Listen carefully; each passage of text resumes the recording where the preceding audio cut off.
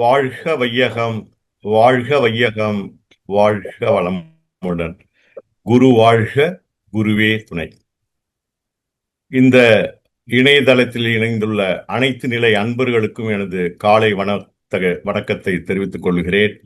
மேலும் இந்த இணைய நிகழ்ச்சியை தினந்தோறும் சிறப்பாக ஆழியாரிலிருந்து நடத்தி கொண்டிருக்கின்ற ஆழியார் ஐடி நிர்வாகத்திற்கும் மற்றும் என்னை இந்த சபைக்கு அறிமுகப்படுத்திய வினோதினி அம்மா அவர்களுக்கும் எனது நன்றியையும் வாழ்த்தையும் தெரிவித்துக் கொண்டு, இன்றைக்கு தலைப்பு அறிவை அறிவோம். பொதுவா நம்ம என்னன்னா, அறிவு அப்படின்னா என்னன்னா ஒரு நாலெட்ஜ் அப்படின்னு நம்ம பேசிட்டு இருப்போம். அதை மூளையோட தொடர்பு படுத்தி பேசுவோம். மூளையின் திறமைய வச்சு அந்த ஒரு கணக்கீட நம்ம பண்ணிட்டு இருப்போம். இது எல்லாம் பாத்தீங்கன்னா, இந்த அறிவு எப்படி வருது அப்படின்னா, நம்ம ஸ்கூல், காலேஜ், பள்ளி, கல்லூரிகள்ல படிச்சத விஷயத்தை வச்சோம், நம்ம அங்க கேட்ட விஷயங்களுக்கு தகுந்த மாதிரியும், நம்ம வாழ்க்கையில ஏற்படுற அனுபவம், இதெல்லாம் சேர்ந்த ஒரு கலவைதான் நம்ம மூளையோட திறமை. இது அப்பப்ப வேறுபட்டுக்கிட்டே இருக்கு. இதுக்கு பேர் நாலெட்ஜுங்க. ஆனா இப்ப நம்ம பார்க்க போற அறிவு கான்சியஸ்னஸ், உண்மை அறிவு, மெய்யறிவு. இது ஆன்மீகத்துல பேசப்படுற அறிவு. இந்த அறிவு எல்லார்கிட்டையும் இருக்கு. இது ஆறாவது அறிவு அப்படின்னு ஒரு சிறப்போட நம்மகிட்ட இயங்கிட்டு இருக்கு. இந்த அறிவை வச்சுதான் நம்ம அந்த கான்சியஸ்னஸ் அப்படிங்கிற முழு அறிவு, முற்று அறிவை நம்ம தெரிஞ்சுக்க போறோங்க. இப்போ இந்த அறிவு இருக்கிறதுங்கிறதையே நம்ம ஏன் இதுவரையிலும் முயற்சி செய்யலைங்க? இப்போ ஆன்மீகத்துக்கு வந்ததுக்கு அப்புறம்தான் இதை பற்றிய ஒரு விவரம் நமக்கு தெரியுது. அதை எப்படி அடைய போறோம் அப்படிங்கிறத நம்ம வாழ்க்கையில முயற்சி பண்றோங்க. ஆனா ஏன் இதுவரையிலும் இதை பத்தி, இந்த அறிவை பத்தி நம்ம சிந்தனைக்கு எடுத்துக்கல அப்படின்னா, நம்ம இதுவரையிலும் நம்ம என்ன அறிவு நிலையில இருக்கோமோ, என்ன படிச்சு நம்ம பட்டம் வாங்கியிருக்கோமோ, அதை தான் நம்ம அறிவு அப்படின்னு ஒரு மனசுல வச்சுட்டு இருக்கிறதுனால, இதன் பக்கம் நம்ம போக முடியல. அப்போ வாட் வி அக்கயர் இஸ் நாலெட்ஜ். நம்ம கல்வி, கல்வியாலையும் அனுபவத்தாலையும் கிடைக்கிற பேருக்கு அறிவு, நாலெட்ஜ். இததான் கற்றறிவு அப்படிங்கிறாங்க. இங்க நம்ம பார்க்கிற அறிவு கான்சியஸ்னஸ், டோட்டல் கான்சியஸ்னஸ், முற்றறிவு. அதாவது இதை நம்ம ரியலைஸ் பண்ணணும். What we realise is consciousness. So இப்ப இந்த ஒரு சின்ன ஒரு விளக்கத்தோட இப்ப நம்ம சிந்தனைக்கு செல்லலாங்க. நம்ம பவர் பாயிண்ட் மூலம் நம்ம போலாங்க. இதை என்னன்னா, நம்ம இதை அறிவுனா என்ன, அதை எப்படி அறிஞ்சுக்கிறது, ஸோ எதுக்கு அறிஞ்சுக்கணும் அப்படிங்கிறதெல்லாம் ஒரு விவரமா பார்க்கறது தான் நம்ம இப்போ இந்த சிந்தனையிலங்க. வாழ்க வளமுடன். இப்போ இந்த அறிவுங்கிறது பாத்தீங்கன்னா, அது இறைநிலையோட தன்மை. நமக்கு எல்லாருக்கும் தெரியும், இறைநிலைக்கு 4 தன்மைகள் இருக்குன்னு நமக்கு தெரியும். பற்றாயிருப்பு, பேராற்றல், பேரறிவு, காலமெனும் வளம் 4ம் ஒன்றிணைந்த பெருவெளியே தெய்வம். இந்த 4 சேர்ந்ததுதான் நமக்கு இறைநிலை. இப்ப இந்த இறைநிலையோட 4 தன்மைகள்ல இப்ப இந்த பேரறிவை மட்டும்தான் இப்ப நம்ம சிந்திக்க இருக்கிறோம். இததான் தெய்வம்னு ஞானிகளும் மகான்களும் சொல்லிட்டு இருக்காங்க. அப்போ இந்த இறைநிலையோட பேரறிவை நம்ம புரிஞ்சுக்கிறதுக்கு ஒரு சின்ன உதாரணத்தை எடுத்துக்கலாங்க. ஒரு பெரிய ஒரு மாமரம் எடுத்துக்கலாங்க. மாமரத்தை பார்க்கும்போது எவ்வளவு பெரிய மாமரமா இருக்குது பாருங்க. அதுல எவ்வளவு காய்கள், பழங்கள். அப்போ இவ்வளவு பெரிய மாமரம் ஒரு காலகட்டத்துல பாத்தீங்கன்னா ஒரு சின்ன விதையில தான் இருக்குது. அந்த விதையை நம்ம ரெண்டா கட் பண்ணி பார்த்தோம்னா உள்ளுக்குள்ளார இதெல்லாம் ஏதாவது தெரியுதுங்களா? ஒன்றும் தெரியாது. ஆனா இது எல்லாமே எந்தெந்த காலத்துல மலரணும், பூவா வரணும், காயா வரணும், பழமா வரணும், அதுல என்ன சுவைகள் வரணும் அப்படிங்கிற எல்லாமே பாத்தீங்கன்னா ஒரு ப்ளூ பிரிண்ட் மாதிரி இந்த விதைக்குள்ளாதாங்க இருக்கு. அதே போலதான் இந்த சுத்த வெளியிலையும் இறைநிலை ப்ளூ பிரிண்ட் மாதிரி எல்லாத்தையும் வச்சிருக்குங்க. இந்த சுத்தவெளியில இந்த பிரபஞ்சம் எப்படி உருவாகணும் அப்படிங்கிற ஒரு அறிவும் ஆற்றலும் அதுல இருக்குது. அங்கேயும் ஒரு ப்ளூ பிரிண்ட் இருக்கு. அதுதான் ஒவ்வொரு நிகழ்ச்சியா நம்ம வந்துகிட்டே இருக்கு. எது முன்னாடி வரணும், எது பின்னாடி வரணும், ஒவ்வொன்றுக்கும் என்னென்ன தேவைகள், அவ்வளவையும் இந்த பேரறிவு தான் செயல்பட்டு இருக்குங்க. இந்த பேரறிவு தான் சுத்த வெளிதான் நமக்கு தன்மாற்றத்துல ஒவ்வொரு நிலைகளா வந்ததுன்னு நமக்கு எல்லாம் முன்னாடியே தெரியும். துகள்களாகி, அணுவாகி, பஞ்சபூதங்களாகி அண்டங்களாகி உயிரினங்களாக வந்திருக்காங்க. ஸோ அப்படி வர்ற எல்லா ப்ராசஸ்லையும் பார்த்தீங்கன்னா இந்த பேரறிவும் சேர்ந்து தான் வந்துட்டு இருக்கு. ஆற்றலும் அறிவும், ஃபோர்ஸ் அண்ட் கான்சியஸ்னஸ், இது ரெண்டுமே தான் தே டிராவல் டுகெதர். ரைட்டுங்களா? இப்போ துகள்கள்லயும் அறிவு இருக்குது, அணுக்குள்ளரையும் அறிவு, பஞ்சபூதங்கள்லயும் அறிவு, இப்படியே அறிவு தொடர்ந்து வந்து எங்கேயுமே அது வந்து இடைவிடாம கடைசியில வந்து மனிதர்கள்ல வரும்போது ஆறாவது அறிவாக செயல்பட்டுக்கிட்டு இருக்கு. இந்த ஆறாவது அறிவு தான் தன்னையே அறிந்து கொள்ளக்கூடிய அறிவு, இறைநிலையையும் அறிகிற அறிவு.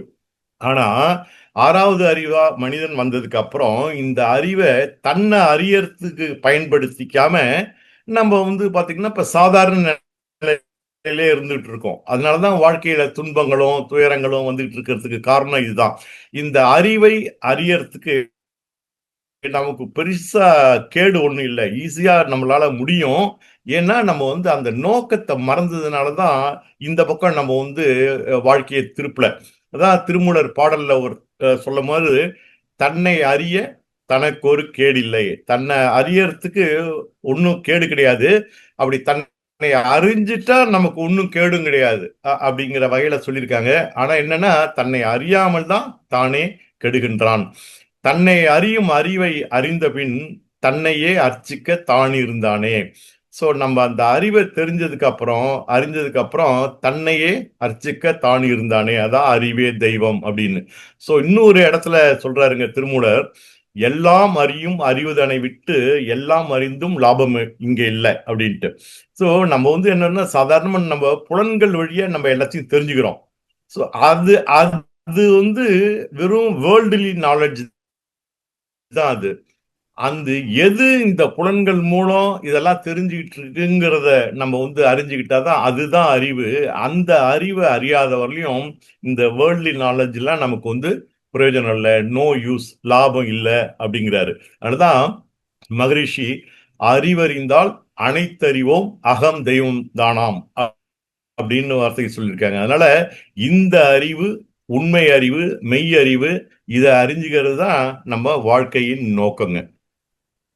அப்போ அறிவுங்கிறது ஒரு பயணம், ஜேர்னி ஆஃப் கான்சியஸ்னஸ். ஸோ இறைநிலையில ஆரம்பிச்சு சுத்தவெளியில ஆரம்பிச்சு அது அப்படியே வந்து இங்க ஆறாவது அறிவு மனிதன்கிட்ட வந்த உடனே அங்க முடிவு அடைஞ்சிருது. இதுக்கு மேல நோ மோர் ஜேர்னி. ஏன்னா எதற்காக இந்த பயணத்தை தொடங்கியதோ அது இங்க முழுமையா அடைஞ்சிடுது. இதுவரையிலையும் விலங்கினங்கள் வரலையும் அதுக்கு அதோட நோக்கம் நிறைவேறல. இங்க வந்து அந்த பயணம் முடிவடைஞ்சிருது. அப்போ இந்த அறிவை நம்ம தெரிஞ்சுக்கிட்டு அறிவில முழுமை அடையிறது தான் நம்ம பிறவியின் நோக்கம். சோ மகரிஷி இன்னொரு கவிதையில சொல்லியிருப்பாங்க, தெய்வத்தை நாடுவதும் தெளிந்தறிவில் தேறுவதும் திருநிலையாம் மனிதனவன் பிறவியின் நோக்கம் பயணம் அப்படின்னு. அதாவது தெய்வத்தை நாடுவது, அதாவது இறைநிலையை தெய்வத்தை நாடுவதுன்னா உடனே கோயிலுக்குள்ள போறதுன்னு அந்த அர்த்தம் கிடையாதுங்க. தெய்வத்தை நாடுவதுன்னா இறைநிலை உணர்வதும் தெளிந்த அறிவில் தேர்வதும், அதாவது அறிவில் முழுமை அடைவதும். இந்த ரெண்டும் தான் பிறவியின் நோக்கம். இததான் பாருங்க எல்லா மகான்களும் சொல்லியிருக்காங்க. பாரதியார் கூட பாருங்க, தெளிந்த நல் அறிவு வேண்டும் அப்படின்னு சொல்லியிருக்காங்க. அப்படி பார்க்கும்போது இந்த இறைநிலையோட பேரறிவு தான் நம்ம எல்லா தன்மாற்றத்திலையும் தொடர்ந்து வந்துட்டு இருக்கிறதுனால அறிவு இல்லாத பொருளோ இல்ல நிகழ்ச்சியோ இந்த பிரபஞ்சத்துல இல்லைன்னு நம்ம சொல்லலாம். எல்லா பொருளிலையும் பாத்தீங்கன்னா எல்லா நிகழ்ச்சியிலையும் அந்த அறிவு இருந்துகிட்டு இருக்கு. அது எப்படி இருக்குதுன்னா ஒரு ஒழுங்கமைப்பு, ஆர்டர் ஆஃப் ஃபங்க்ஷன், அந்த இயக்க ஒழுங்கோட இருக்கிறது, அதுக்கு பேரு தான் அறிவு. The order of function in everything and in every action everywhere is consciousness. So Maharishi இந்த அறிவை நமக்கு இந்த மாதிரி ஒரு சிந்தனையை கொடுக்கறதுக்கு முன்னாடி அவரும் நம்மளை போலதான் புலன் இயக்கத்துல புலன் இயங்கி சாதாரண வாழ்க்கையில இருந்தவங்க. அந்த கவிதையில எப்படி சொல்றாங்க பாருங்க, உணர்ச்சியாய் சிந்தனையாய் உள்ளதே அறிவென்று உணர்ந்திருந்தேன் பல நாள். அதாவது இந்த அறிவு எப்படி இருக்குது, உடல் இருக்கணும், உயிர் இருக்கணும், அதுக்குள்ளார உணர்ச்சி சிந்தனை. சோ உணர்ச்சியாய் சிந்தனையாய் இந்த உடல்ல உயிர்ல இருக்கிறது தான் அறிவுன்னு உணர்ந்திருந்தேன் பல நாள். ஆனா மேலும் ஆராய்ச்சி செய்ய செய்ய உண்மை விளங்க விளங்க உணர்ச்சிக்கு முன்னம் விண்ணில் ஒழுங்காற்றலாய் விளங்கும் உனது திருநிலையும் அறிவே என உணர்ந்தேன். அதாவது இந்த உயிரினங்களுக்கு முன்னாடி உள்ள பிரபஞ்ச தோற்றத்துல உள்ள அந்த உயிரற்ற பொருள்கள், ஜட பொருள்கள் நம்ம சொல்லிட்டு இருக்கிற அதுலயும் கூட ஒழுங்கு ஆற்றலாய் இந்த அறிவு இருந்துகிட்டு இருக்கிறது அப்படின்னு உணர்ந்தேன் அப்படின்னு மகரிஷி சொல்றாங்க. அந்த நிலைக்கு நம்ம வரணுங்க. அதை நம்ம இன்னும் நான் கொஞ்சம் ஸ்லைட்ஸ் பார்த்ததுக்கு அப்புறம் அந்த நிலைக்கு நம்மளால வர முடியும். இப்போ இந்த பேரறிவு பாத்தீங்கன்னா எப்படி, ஏன்னா நம்ம சொல்லியிருக்கோம் இறைநிலையில ஆரம்பிச்சது, சுத்தவெளியில ஆரம்பிச்சது, அது அப்படியே நம்ம மனித மரலியா அந்த இது டிராவல் பண்ணிட்டு வந்திருக்குன்னு நம்ம பார்த்தோம். ஸோ அது ஒவ்வொரு காலகட்டத்திலையும் ஒவ்வொரு தன்மாற்றத்திலையும் அது எப்படி அது செயல்பட்டு இருக்கு அப்படிங்கிறத வந்து நம்ம தெரிஞ்சுக்கிட்டோம்னா இன்னும் ஈஸியா நம்மளால வந்து நம்ம நோக்கத்தை நிறைவேற்றிக்க முடியும். ஏன்னா எல்லாரும் இத சொல்லியிருந்தா கூட மகரிஷியோட ஒரு ஒரு ஒரு சிக்னிபிகன்ஸ், ஒரு ஒரு அது என்னங்க, அது முக்கியத்துவம் என்ன அப்படின்னா, எந்த தலைப்பை கொடுத்தாலும் எந்த ஒரு தத்துவத்தை கொடுத்தாலும் அதை நம்ம வந்து ஆழ்ந்து அடி வரலையும் பேஸ் வரலையும் போய் காமன் மேன் எளிய மக்களுக்கும் புரியுற மாதிரி கொடுத்துடுறாங்க. அதனாலதாங்க அவர் காமன் மேன்ஸ் பிலாசபர்னு நம்ம சொல்றோம். பாருங்க, இப்போ அறிவு உயிரற்ற பொருள்கள்ல செயல்படுது. எப்படி செயல்படுதுங்க? வடிவம், துல்லியம், இயக்க ஒழுங்கு, பேட்டர்ன், ப்ரிசிஷன், ரெகுலாரிட்டி அப்படின்னு அது 3 வகையில அது செயல்படுது. ஒரு பேசிக்கா உயிரற்ற பொருள் அப்படின்னு நம்ம சொல்லும் போது இங்க போய் எப்படி அறிவு வேலை செய்யும் அப்படி சாதாரணமா வந்து ஒரு கேள்வி வரும். உயிரற்ற பொருள்கள்ல உயிரே இல்லை, உயிர் இருந்தாதானே அறிவு, இதுல எப்படி வந்து அறிவு அது செயல்பட முடியும், ஒழுங்காற்றலா இருக்க முடியும்? இப்ப பாத்தீங்கன்னா ஒரு சாதாரணமா இப்ப இந்த காப்பர் சல்ஃபேட் அப்படின்னு சொல்றாங்க தமிழ்ல, மயில் துத்தம் அப்படிங்கிறது, அது பாய்சனஸ். இது அது பாட்டுக்கு அது அப்படியே ஒரு இனட்டா அப்படியேதான் இருக்கும். இப்ப அதை எடுத்து ஒரு டிராப் நம்ம நாக்குல போட்டோம்னா என்ன ஆகுங்க? அது இயக்கத்துக்கு வந்துருக்கு. இயக்கத்துக்கு வந்து அதோட வேலையை காமிச்சிடும். என்ன ஆகும்? It will take us still to the death ஸ்டேஜுக்கு எடுத்துன்னு போயிடுங்க. அப்போ இந்த உயிரற்ற பொருள்கள்ல இதே காப்பர் சல்ஃபேட்ல அந்த உயிர் இல்லைன்னா, உயிர் அதாவது அறிவு இல்லைன்னா அது எப்படி இயக்கத்துக்கு வரணும்? எந்த ஒரு இயக்கம் வரணும்னாலும் அதுக்கு இந்த அறிவு இருக்கணும். அதனாலதான் மகரிஷி வந்து நீங்க ஒரு பாடல்ல வந்து ஆதி இறைவணக்கம் பாடல்ல ஆதி எனும் பரம்பொருள் மெய் எழுச்சி பெற்று அணுவென்ற உயிராகி அப்படின்னு அந்த வார்த்தையை போட்டிருப்பாங்க. அணுவென்ற உயிராகி அணுக்கள் கூடி அதுக்கப்புறம் அந்த ப்ராசஸ் எக்ஸ்பிளைன் பண்ணுவாங்க. அதனால பேசிக்கா நம்ம என்னன்னா, நம்ம முன்னாடி ஸ்லைட்ல பார்க்கும்போது எந்த பொருளிலோ நிகழ்ச்சியிலோ எல்லாத்துலயும் அறிவு ஒரு ஒழுங்காற்றலாக இருக்கிறது அப்படிங்கிறத ஒரு ஃபண்டமெண்டல் டெஃபினேஷனை நம்ம மைண்ட்ல வச்சுக்கணுங்க. அப்பதான் இதெல்லாம் நம்மளால அப்ரிஷியேட் பண்ண முடியும். ஸோ இப்போ பூமி எடுத்து பார்த்தோம்னா அதுக்கு ஒரு ஷேப் இருக்கு. இத்தனை கோடி அணுக்கள் சேர்ந்துதான் அது வந்து வரணும். ஏன்னா அதோட நோக்கம் வேற. ஸோ ஒவ்வொரு பிளானட்ஸுக்கும் எவ்வளவு கெமிக்கல்ஸ் இருக்கணும், எவ்வளவு அணுக்கள் இருக்கணும், எந்த மாதிரி பஞ்சபூத கூட்டு இருக்கணும் அப்படிங்கறது அந்த பேரறிவு முன்னாடியே ப்ளூ பிரிண்ட் மாதிரி வச்சு தயார் பண்ணி வருது. இப்ப எல்லா கிரகத்திலையும் இந்த பஞ்சபூத கூட்டுகள் அத்தனையும் இருக்காதுங்க. இப்போ பூமியில வந்து இந்த பஞ்சபூதங்கள் அந்த ஹோலிஸ்டிக் ப்ரொபோர்ஷன் இருக்கிறதுனாலதான் இங்க உயிரினங்கள் இருந்துட்டு இருக்கு. ஸோ அதனாலதான் அந்த அறிவு எல்லா இடத்துலயும் செயல்பட்டு இருக்கு. இது வந்து துல்லியமா இயங்குது. ஒரு ஒரு நிமிஷம் கூட நம்ம வந்து தாமதமா கிடையாது. தன்னைத்தானே ஒரு நாளைக்கு 1042 மைல் வேகத்துல சுத்துது. இந்த சூரியனை வந்து ஒரு வருஷத்துல 365 நாள்ல அது சுத்தி முடிக்குது. பாத்தீங்கன்னா இது வந்து ஒவ்வொரு கிரகமும் ஒவ்வொரு மாதிரி சுழற்சி இருந்தா கூட இது வந்து ஒரு 23 டிகிரி ஒரு டில்ட்டா சுத்திக்கிட்டு இருக்கிறதுனாலதான் நமக்கு சீசன்ஸ், பருவ காலங்கள் வந்துகிட்டு இருக்குங்க. ஸோ அறிவு எல்லாத்துலயும் இருந்து செயல்பட்டு இருக்கு. அதே போல நீங்க பாத்தீங்க உயிரினத்துல வரும்போது நீங்க ஓரறிவு தாவரத்தை எடுத்து பாருங்க. தென்னை மரத்தை எடுத்துக்கலாங்க. நம்ம தென்னை மரம் அது நீங்க வந்து கொஞ்ச நாளைக்கு தான் நம்ம தண்ணி ஊத்துறோம். அது வேர் பிடிச்சதுக்கு அப்புறம் அது எங்க என்ன தண்ணியா இருந்தாலும் எடுத்து நமக்கு எத்தனை 20 அடி 30 அடிக்கு மேல எடுத்துட்டு போய் நமக்கு அந்த இளநீரா கொடுக்குது பாருங்க. அது நீங்க நம்ம வீட்டுல நம்ம பாத்திரம் தேய்க்கிற தண்ணி அப்படியே போனாலும், குடிக்கிற தண்ணி போனாலும், எந்த தண்ணியா இருந்தாலும் அது வந்து இளநீரா மாத்தி கொடுக்குது.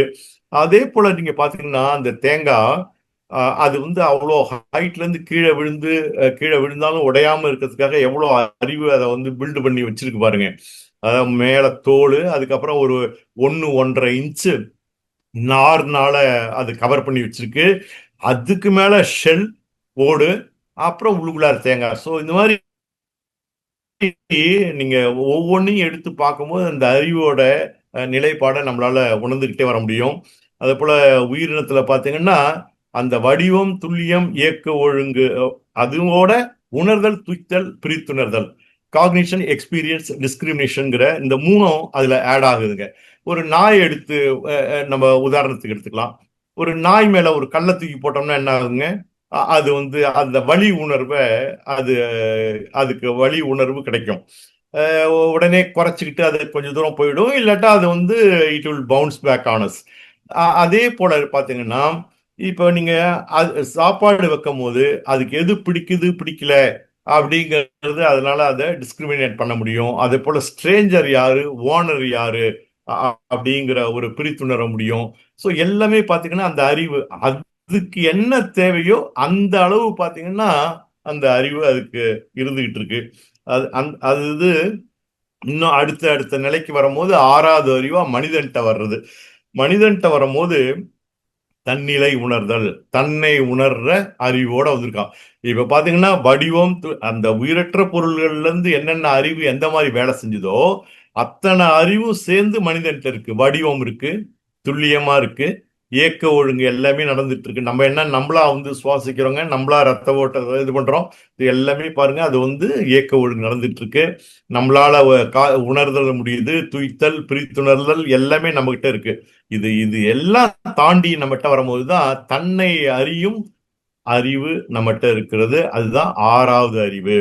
சோ விலங்கினங்கள் வரலையும் வந்த அறிவு லிமிட்டட் டு அந்த 5 சென்சஸ் தான். அதுக்கு மேல போக முடியாது. இப்போ ஒரு ஒரு ஆடு இருக்கு, ஒரு மாடு இருக்கு அப்படின்னா அதுக்கு ஆடுன்னு தெரியாது, மாடுன்னு தெரியாது. அதுவே ஆடு மாடுன்னு தெரியாத போது அது எப்படி இறைவனெல்லாம் தெரிஞ்சுக்க முடியுங்க? நமக்கிட்ட இந்த 6வது அறிவு மனம் அப்படிங்கிற இருக்கிறதுனாலதான் நமக்கு ஆடும் தெரியுது, மாடும் தெரியுது, கடவுளையும் நம்மளால உணர்ந்துக்க முடியும். சோ அதனாலதான் அரிது அரிது மானிடராய் பிறத்தல் அரிதுங்கிற சொல்ற மாதிரி ஒரு அரிய பிறவி நம்ம மனித பிறவி. அப்போ நம்ம இந்த அறிவு தான் சுத்தவெளியில ஆரம்பிச்ச அறிவு மனிதன் வரலையும் வந்திருக்குங்கிறத நம்ம பார்த்தோம்.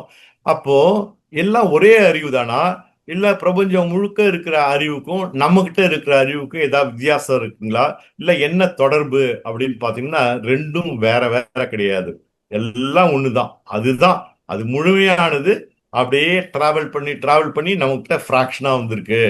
அண்டத்தை எந்த அறிவு நடத்திருக்கோ அதுதான் இந்த பிண்டத்தையும் நடத்திட்டு இருக்கு. வேற வேற கிடையாது. சோ மகரிஷியோட ஒரு கவிதையில வரும்போது அண்டத்தில் கடவுளாய் அழைக்கப்படுவன் தான் பிண்டத்தில் உயிரென பேசப்படுகிறான். அண்டத்துல கடவுள், பிண்டத்துல உயிர். அண்டத்துல அது பேரறிவு, இங்க சிற்றறிவு. சோ நீங்க பட்டினத்தார் இந்த இந்த அர்த்தத்தோட ஒரு பாட்டுல சொல்லியிருக்காரு பாருங்க. அண்டமெலாம் பிண்டமெலாம் அணுவுக்குள் அணுவாய் நீ கொண்ட அறிவின் குறிப்பறியேன் பூரணமே. நீ அண்டத்திலையும் நீதான் அறிவா இருக்க, பிண்டத்திலையும் நீதான் அறிவா இருக்க, அணுக்குள் அணுவாய் நீ இருந்து, அது பின்னாடி வருவாங்க. அதாவது அறிவின் இருப்பிடம் என்ன அப்படின்னு பார்க்கும்போது இதை புரிஞ்சுக்கலாம். அணுவுக்குள் அணுவாய் நீ கொண்ட அறிவின் குறிப்பு அறியாம நான் உன்னை எங்கெங்க தேடிட்டு இருந்தனே அப்படின்னு அந்த பாடல்கள் பாடுற அர்த்தம் இதுதான். சோ மகரிஷிட்ட வந்ததுக்கு அப்புறம் தான் இந்த அறிவுனா என்ன, இந்த அறிவு எப்படி இயங்கிட்டு இருக்கு, நம்ம வாழ்க்கையின் நோக்கம் என்ன, எல்லா மகான்களும் சொல்ற அறிவு இதுதான் அப்படிங்கிற ஒரு நிலைக்கு நம்மள மகரிஷி உயர்த்தி வச்சிருக்காங்கங்க. அதே தான் நீங்க பாத்தீங்கன்னா மகரிஷி வந்து கடவுளை வணங்கும் போது கருத்தினை உற்றுப்பார் நீ அப்படின்னு சொல்லியிருக்காங்க. கடவுளாய் கருத்தே நிற்கும் காட்சியை காண்பாய் அங்கே. இந்த 2 வரியில எவ்வளவு ஒரு பெரிய தத்துவத்தை மகரிஷி கொடுத்துருக்காங்கன்னு நம்ம கொஞ்சம் சிந்தனைக்கு எடுத்துக்கணுங்க. இப்ப நம்ம கோயிலுக்கு போறோம். கோயிலுக்கு போய் நம்ம வந்து ஒரு இறைவனை வணங்குறோம். அந்த சந்நிதியில நம்ம வந்து மூலவரை பார்த்து வணங்கும் போது நம்ம என்ன பண்றோங்க, அதை பார்த்து கண்ணை மூடிக்கிட்டு கொஞ்ச நேரம் வந்து அந்த உருவத்தை நினைச்சு நம்ம வணங்கிட்டு இருக்கோம். ஏதோ நம்ம பிரேயரோ சங்கல்பமோ ஏதோ ஒன்று செய்யும் போது நமக்கு இப்போ என்ன இதெல்லாம் தெரிஞ்சதுக்கு அப்புறம் நம்ம எப்படி இருக்கணும் அப்படின்னா, சோ நம்ம வணங்குற தெய்வம் அந்த சிலை அதுவும் ஒரு அறிவு. ஏன்னா அறிவு இல்லாத பொருளோ நிகழ்ச்சியோ இல்லைன்னு நம்ம பார்த்துட்டு இருக்கோம் இல்லைங்களா? அதனால அந்த தெய்வமும் ஒரு அறிவு, நம்ம வணங்குற நம்மகிட்ட இருக்கிறதும் ஒரு அறிவு. ரெண்டும் வேற வேற கிடையாது அப்படிங்கிறத முதல்ல நம்ம வந்து தெளிவா கொண்டு வரணும். இல்ல ரெண்டும் வேற வேறதான் அப்படின்னு நினைச்சிட்டு துவைதமாக அப்படி நம்ம வழிபட்டோம்னா அதுக்கு பேர் பக்தி. அது அப்படியே நின்றுடும். சோ கடவுள் வேற நம்ம வேற அப்படின்னு ஒரு நிலையில நம்ம இருந்தோம்னா அதுக்கு பேர் பக்தி. அங்கதான் கடவுளை வேறுபடுத்தி நம்ம பார்க்கறதுனாலதான் கடவுளுங்கிற ஒரு ஒரு பெரிய பவர்ஃபுல் காட்.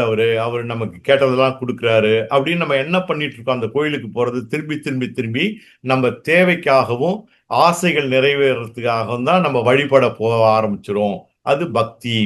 அதனால நம்ம அடுத்த டீப்பா நம்ம உணர்றது அதுதான் இந்த ஞான மார்க்கம், இந்த அறிவு. இதெல்லாம் தெரிஞ்சதுக்கு அப்புறம் இறைவனை வழிபடும் போது உண்மையான வழிபாடா அது இருக்கும். அப்போ நம்ம கண்ணை மூடி வணங்கும் போது நம்ம என்ன செய்யறோம் அப்படின்னா, அது முதல்ல அந்த இறைவனை பார்த்தோம். கண்ணை மூடினவனே நமக்கு அந்த உருவம் நமக்கு அப்படியே வருது, அகக்காட்சியா வருது. அப்ப எதுங்க அந்த அகக்காட்சியா கொடுக்குது? நமக்கிட்ட உள்ள அறிவு தான் அந்த அகக்காட்சியா கொடுக்குது. சோ அதுதான் அந்த அறிவு தான் தெய்வம். அததான் அறிவே தெய்வம் அப்படின்னு எல்லாம் சொன்னாங்க. பாருங்க, காக்கை குருவி எங்கள் ஜாதி நீல் கடலும் மலையும் எங்கள் கூட்டம், பாரதியார் பாடல். இது எல்லாருக்குமே தெரிஞ்சிருக்கோம். நான்யார் தத்துவத்திலேயே நம்ம வந்து இந்த பாடலை படிச்சிருப்போம். சோ காக்கை குருவி உணர்ந்துகிட்ட அறிவும் உணர்ந்து கொண்டிருக்கிற அறிவும் நாம உணர்ந்துகிட்டு இருக்க அறிவுக்கும் வித்தியாசம் கிடையாது. ரெண்டும் வேற வேற கிடையாது. அங்க என்ன அறிவு உணர்ந்துகிட்டு இருக்கோ அதே அறிவு தான் நம்ம கிட்டையும் இருந்து உணர்ந்துகிட்டு இருக்கோம். அது போல நீல் கடலும் மலையும் எங்கள் கூட்டம் அப்படிங்கும்போது இங்க ஜட பொருள்களா வந்துருது. சோ இந்த ஜட பொருள்கள்ல பாத்தீங்கன்னா இறையாற்றல் தான் ஒழுங்காற்றலாக அங்க ஃபங்க்ஷன் பண்ணிட்டு இருக்கு. அதே இறையாற்றல் தான் நம்மகிட்டயும் இயக்க ஒழுங்காக நம்ம உடல்லையும் உறுப்புகளை இயக்குறதுலயும் அந்த அறிவாற்றல் இயங்கிட்டு இருக்கு அப்படிங்கிற ஒரு தத்துவத்தை நம்ம உணர்ந்துக்க முடியுங்க.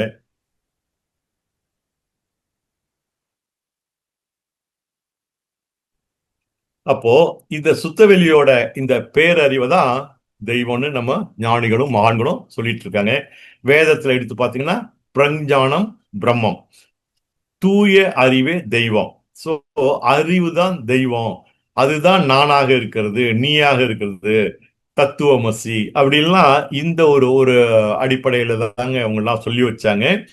சோ இத வந்து நம்ம வந்து இந்த அளவுக்கு வேதம் உபனிஷம்லாம் புரிஞ்சுக்கிற அளவுக்கு நம்மள வந்து தயார்படுத்துனது நம்ம மகரிஷியோட எளிய முறை ஒரு தத்துவங்க. இந்த உபநிஷத்துல பாத்தீங்கன்னா சத்தியம், ஞானம், அனந்தம், பிரம்மம். பிரம்மம் அப்படின்னு இந்த அறிவை சொல்றாங்க.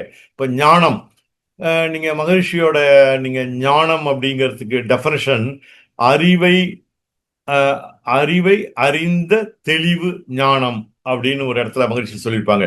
சோ அறிவை அறிந்த தெளிவு தான் ஞானம். அதுதான் இது எல்லாருமே இங்க சொல்லியிருக்காங்க. அதே போல தாய்மானவர் பாத்தீங்கன்னா என் சித்தமிசை குடிகொண்ட அறிவான தெய்வமே, சித்தமிசை குடிகொண்ட அறிவான தெய்வமேன்னு அறிவைதான் தெய்வம்னு தாய்மானர் சொல்லியிருக்காரு. அதே போல பாரதியார் பல்லாயிரம் வேதம் அறிவொன்றே தெய்வம் உண்டாமினல் கேளீரோ. சோ அவரும் அதான் சொல்றாரு, எல்லா வேதங்கள் எல்லாம் எத்தனை எல்லாமே அறிவு தான் தெய்வம்னு சொல்லியிருக்காங்க. அதெல்லாம் உங்களுக்கு தெரியலையா, கேள்விப்படலையா அப்படிங்கிற மாதிரி அவங்க கொஞ்சம் பாரதியார் கொஞ்சம் இதுவா சொல்லியிருக்காங்க. சோ மகரிஷியும் பாத்தீங்கன்னா அஞ்சுவதேன் துணிந்துரைப்போம் அறிவேதான் தெய்வம் அப்படின்னு சொல்லியிருக்காங்க. சோ அப்படி பார்க்கும்போது இந்த அறிவின் பயணம் வந்தது நோக்கமே நம்ம அறிவை தெரிஞ்சுக்கிறது தான். அப்போ இறைநிலையை நோக்கிய ஒரு அறிவின் பயணம் தான் நம்ம வாழ்க்கை. இந்த அறிவை தெரிஞ்சுக்கிறது தான், அறிவில் முழுமையடைகிறது தான் நம்ம வாழ்வின் நோக்கம். இப்போ இந்த அறிவு அதோட ஜேர்னி நீங்க பாத்தீங்கன்னா விலங்கினங்கள் வரை அது தடையில்லாமல் வந்துட்டு இருக்கு. அங்க எங்கேயுமே பிரேக் கிடையாது. ஆனா மனிதர்கள்ட்ட வந்ததுக்கு பாத்தீங்கன்னா அந்த தடை வந்துருது. ஏன்னா இப்ப விலங்கினங்கள் வரை நம்ம முன்னாடி பார்த்த மாதிரி அந்த அறிவு அது அதுக்கு என்ன தேவையோ அதன் வரையிலும் தான் செயல்பட்டுக்கிட்டு இருக்கு. சாப்பிடும், தூங்கும், இனவிருத்தி பண்ணும், அதோட நிறுத்திக்கும். பசிச்சுதுன்னா ஏதாவது விலங்கினங்கள் வந்து அதுக்கு என்ன பழகிப்பட்டிருக்கோ அதை போய் அடிச்சு சாப்பிடும். அதுக்காக தேவைக்கு மேல நாளைக்கு வேணும், ஃபியூச்சருக்கு வேணுங்கிறது மாதிரிலாம் சேமிக்கிறதுலாம் கிடையாது. அது பாட்டுக்கு அவங்க லைஃப் அவங்க பாட்டுக்கு பார்த்துட்டு இருப்பாங்க. ஸோ ஆனா மனிதன்ட்ட வரும்போது தான், ஏன்னா 6வது அறிவுங்கிற ஒரு முக்கியமான அறிவு வந்ததுக்கு அப்புறம் பார்த்தீங்கன்னா, பல வகையில அது வந்து டைவர்ட் ஆகுறது. பாத்தீங்கன்னா உடல் வரையிலையும் எல்லை கட்டிடுது. இந்த உடல் நான் தான் நான் தான் அப்படிங்கிற அந்த ஒரு முனைப்பு வந்துருது. ஸோ தன்முனைப்புங்கிற ஒரு நிலை வரும்போது தான் நீங்க பாத்தீங்கன்னா பேராசை, சினம் அந்த மாதிரி ஒரு 6 தீய குணங்கள்ல வந்திருக்கோம். இப்ப வரும்போது எப்போ வந்து நான் எனது நான் தான் எல்லாத்துக்கும் அப்படிங்கும் போது நம்ம பேஸ் வந்த மூலத்தை மறந்துடுவோம். ஸோ இறைநிலைய மறந்ததன் காரணமா தான் நான் நான் அப்படின்னு உடல் வரை நம்ம எல்லை கட்டிட்டோம். அதனால இந்த புலன் இன்பங்கள்ல நமக்கு மயங்கி ஒரு திசை மாதிரி இங்கே நின்னுட்டோம் நம்ம. புலன் இன்பங்கள் இருக்க வேண்டியதான். ஏன்னா புலன் இன்பங்களை அனுபவிக்கிறதுக்காக தான் நம்ம வந்திருக்கோம். புலன்கள் இருக்கிறதே இன்பத்தை அனுபவிக்கிறதுக்காக தான். இந்த இன்பத்தை அனுபவிக்கிறதுக்கு எந்த மகானும் தடை சொல்லல. ஆனா இன்பங்கள் அளவு, அதாவது அனுபவிக்கும் போது அந்த அளவு முறையை மீறிடக்கூடாது. நீங்க அளவு முறை மீறும் போது என்ன ஆகுறதுன்னா, இந்த இன்பங்களையே நம்ம வந்து நம்ம மனது அதிலேயே வந்து அடிமையாகி அதன் பின்னாடியே நமக்கு வந்து அழைச்சிட்டு போயிடுங்க. ஏன்னா அப்படி அழைச்சிட்டு போகும்போது நம்ம வந்த நோக்கம் மறந்துரும். ஸோ இந்த புலன் இன்பங்கள் வழியா போகும்போது நமக்கு கடைசியில பாத்தீங்கன்னா ஒரு ஸ்டேஜில் துன்பங்கள் தான் அதிகமாகும். ஏன்னா எப்போ வந்து இன்பத்தோட அளவு முறை மீறும் போது ஒரு பொருத்தமுள்ளா உணர்ச்சி வரும்போது அது துன்பமா வந்திருக்கும். அது அது இல்லாம இந்த புலன் இன்பங்கள் வந்து நமக்கு வந்து ஒரு நிரந்தர இன்பத்தை கொடுக்காதுங்க. ஒரு காலத்துல சலிப்பை கொடுத்துரும். ஏன்னா இந்த இன்பங்கள் வந்து நமக்கு ஒரு மினிமமா நம்ம வந்து பயன்படுத்தி உலக இன்பங்களை அனுபவிச்சு நம்ம அந்த பேரின்பத்தை அனுபவிக்கணும். அந்த இறைநிலை அந்த பேரின்பத்துக்கு போறதுக்காக தான் நம்ம வந்திருக்கோம். ஆனா அந்த இன்பம் நமக்கு அங்க ஒரு இன்பம் இருக்குன்னு தெரியாம இந்த இன்பம் தான் நிரந்தர இன்பம் அப்படின்னு நம்ம இதுல மயக்க நிலையில வந்துட்டோம். அதனாலதான் ஆன்மீகத்துல பேசும்போது மாயையும் ஞானமும், நீங்க அந்த மாயையிலேருந்து நம்ம விடுபடணுங்கிறதுனாலதான் எல்லாமே நீங்க பாத்தீங்கன்னா ஆன்மீகத்துல தலைவர்கள், மகான்கள் எல்லாம் நம்ம வந்து சொல்லியிருக்காங்க. இந்த வாழ்க்கையை வந்து நீங்க மாயை வாழ்க்கையில சிக்கிக்கிடாதீங்க, அடுத்த நிலைக்கு வாங்க அப்படிங்கிறதுனாலதான் அவங்க எல்லாம் ஒவ்வொரு காலகட்டத்துல வந்து அவங்கவுங்க நிலைக்கு தகுந்த மாதிரி நமக்கு மக்களை வந்து ஒரு வழிபடுத்தியிருக்காங்க. நம்ம நோக்கமே நம்ம இறைநிலையிலேருந்து வந்திருக்கோம், அதை நோக்கி செல்றதுதான் நம்ம பயணம். ஏன்னா அந்த மூலத்து பக்கம் திருப்புறது தான் நம்ம வாழ்க்கையோட நோக்கம். இப்ப நீங்க பாத்தீங்கன்னா கடல்ல உப்பு தண்ணி இருக்கு, அது அப்படியே வெயில்ல ஆவியாகி மழையாகி அங்கங்க அங்கங்க மழை பெஞ்சு தண்ணி இருக்குது.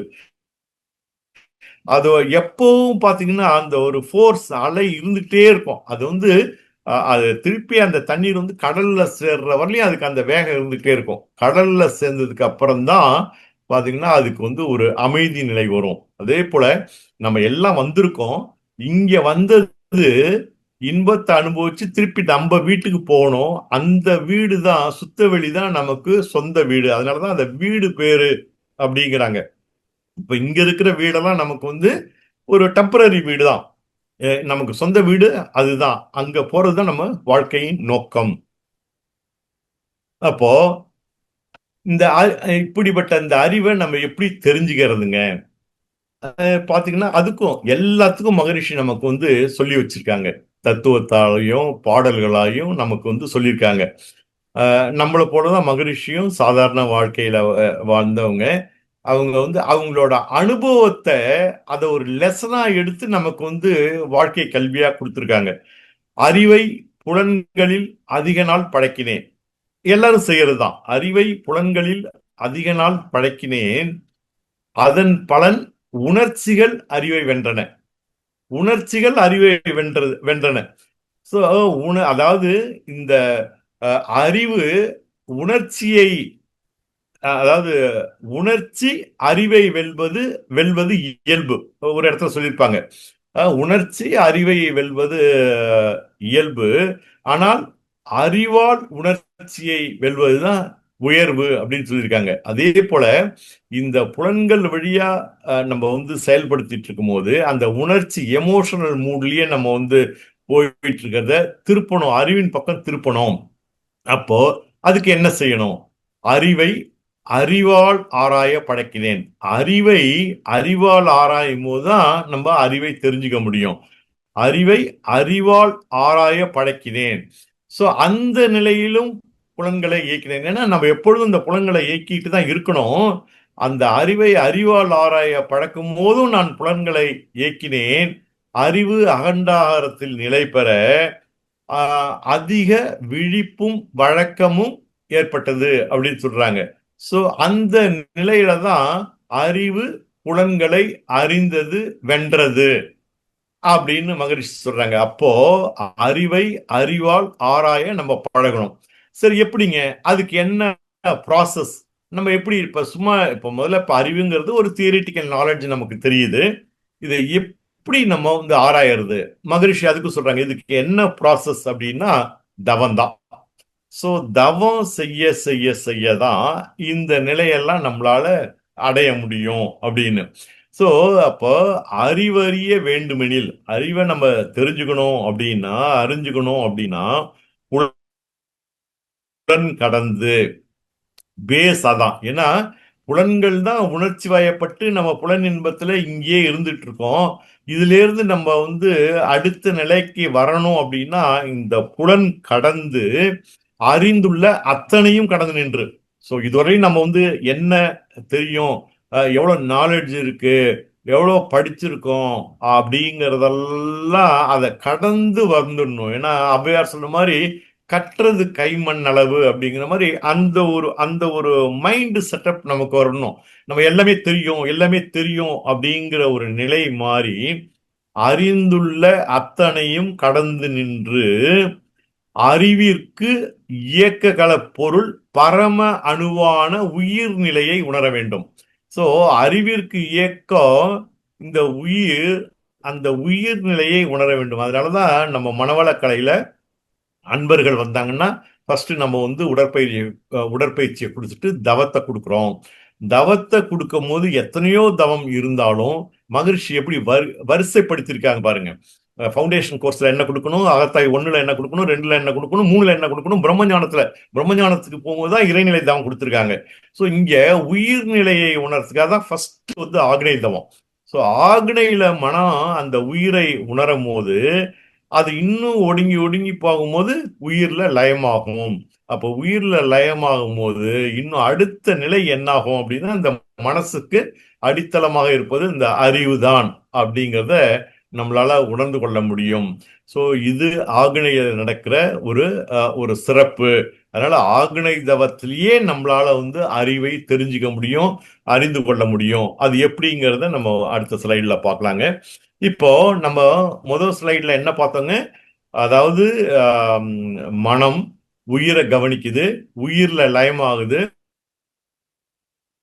இன்னும் உயிர்ல ஒடுங்கி ஒடுங்கி ஒடுங்கி போகும்போது அந்த மனதோட அடித்தளம் வந்து அறிவுங்கிறத உணர்ந்து கொள்ள முடியும் அப்படின்னு நம்ம பார்த்தோம். அப்போ மனம், உயிர், அறிவு இந்த மூணையும் பார்த்தீங்கன்னா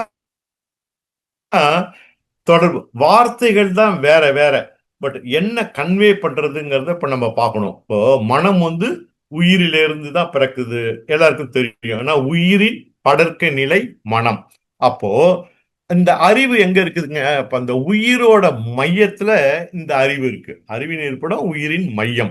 இந்த அறிவு தான் இதுல பக்கத்துல பாத்தீங்கன்னா அது அந்த ஒரு சின்ன ஒரு ஐகான் மாதிரி போட்டிருக்கோம் பாருங்க. அந்த விண் சுழலுது, விண் சுழலத்துல ஒரு ஒரு சுழலாத ஒரு சின்ன இயக்கம் இங்க இருக்கு. அதாவது wherever there is a motion there shall be a motionless point at the centre. இது சயின்ஸ், ஸ்பெசிபிக் கிராவிட்டி. இதே மாதிரிதான் எல்லா இடத்துலயும் நடந்துட்டு இருக்குதுங்க. ஸோ அப்போ உயிர் சக்தியோட சுழல் இயக்கத்துல மையத்துல ஒரு சுழலாத இயக்கம் இருக்கிறது, அதுதான் அறிவு. இந்த அறிவை தான் இருப்பு நிலை, பிரம்ம நிலை, சிவம் அப்படின்னு எல்லாமே ஒவ்வொரு பேரை வச்சு நம்ம வந்து கூப்பிட்டுட்டு இருக்காங்க. ஆக மொத்தம் டு சம் அப் என்னன்னு பார்த்தீங்கன்னா அறிவுங்கிறது எந்த ஒரு இயக்கம் இருந்தாலும் அந்த இயக்கத்தோட இயங்காத பகுதியா இருந்துட்டு அந்த இயக்கத்தை நடத்திட்டு இருக்கிறது இந்த அறிவு தாங்க. அதனாலதான் மகரிஷி நிறைய இடத்துல இந்த அறிவை பத்தி சொல்லும் போது, அறிவோட இருப்பிடத்தை சொல்லும் போது, அது எங்க இருந்து இயங்கிட்டு இருக்குங்கிறத சொல்லும் போது பல பாடல்களை நம்ம பார்க்கலாங்க. ஒரு பாடல்ல சொல்றாங்க பாருங்க, அறிவாக என்னுள்ளே அமர்ந்து இயங்கிக் கொண்டே. எங்கிட்ட நீங்க இந்த அறிவுதான் தெய்வம். அறிவாக இந்த தெய்வம் அறிவாக என்னுள்ளே அமர்ந்து ஏங்கிக் கொண்டே. சோ ஏங்கி என்ன செய்யுதுங்க அது?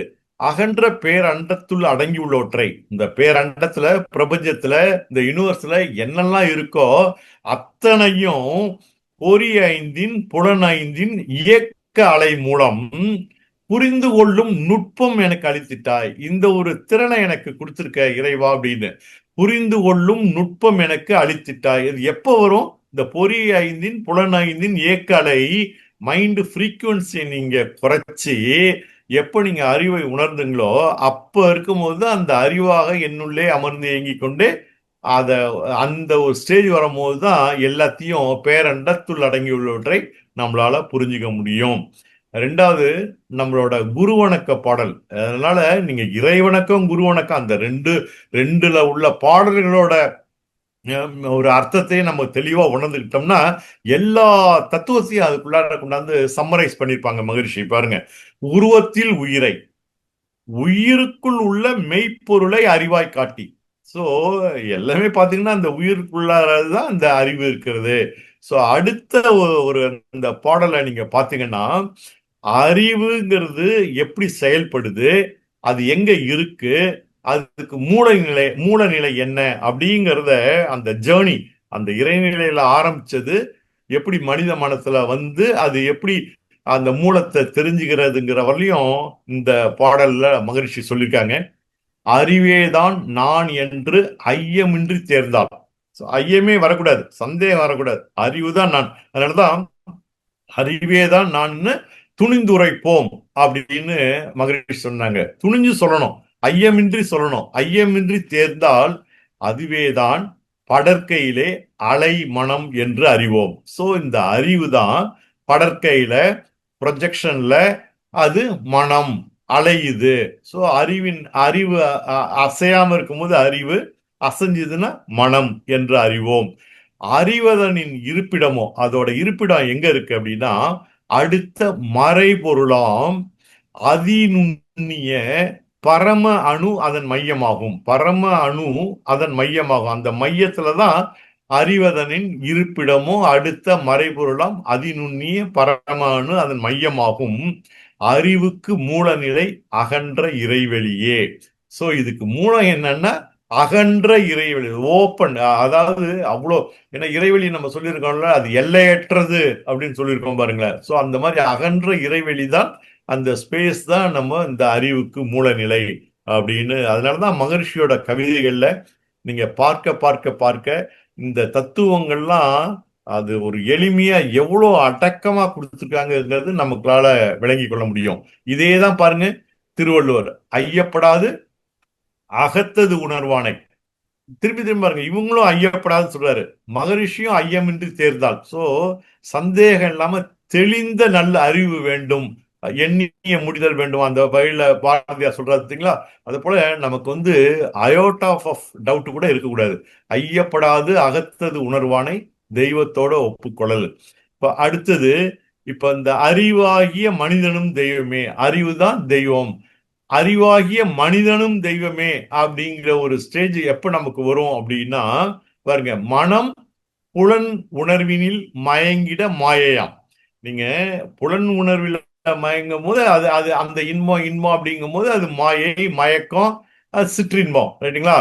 அந்த மனம் உயிர் வெளியினில், உயிர் வெளிங்கிறது உயிருக்குள்ள அந்த மையமும் உயிருக்கு வெளியில இருக்கிற அந்த அந்த வெளி, இதுல இந்த வெளியில மருவி தோய்ந்திடன்னா நமக்கு தெரியும் மெர்ஜர்.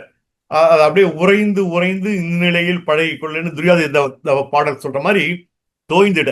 எப்படி தோயினும்னா மருவி தோய்ந்திட. மருவினா இந்த மனங்கிற ஒரு இயல்புல இருந்து மாறி அந்த உயிர் வெளியினில் அதை இழந்து மனம் என மனம் லயமாகி அதோட மெர்ஜாக தோய்ந்தல் நடக்கும் போது மறிவிடுது. மனம்ங்கிற இயல்பு நிலையிலிருந்து மாறிடுது. அப்படி வரும்போதுதான் மனம் விரிந்து அறிவெனும் மாபதம் அடைந்திடும். அந்த ஸ்டேஜ்ல தான் அறிவு அதோட மூலத்தை தெரிஞ்சுக்க முடியும். மாபதம் அடைந்திடும். அப்போ மனம் அறிவாகிய மனிதனும் தெய்வமே. இந்த ஸ்டேஜ்ல தான். அதனாலதான் the other end of mind is God அப்படின்னு மகரிஷி சொன்னது. மனிதனின் மறுமுனை, மனதின் மறுமுனை தெய்வம்.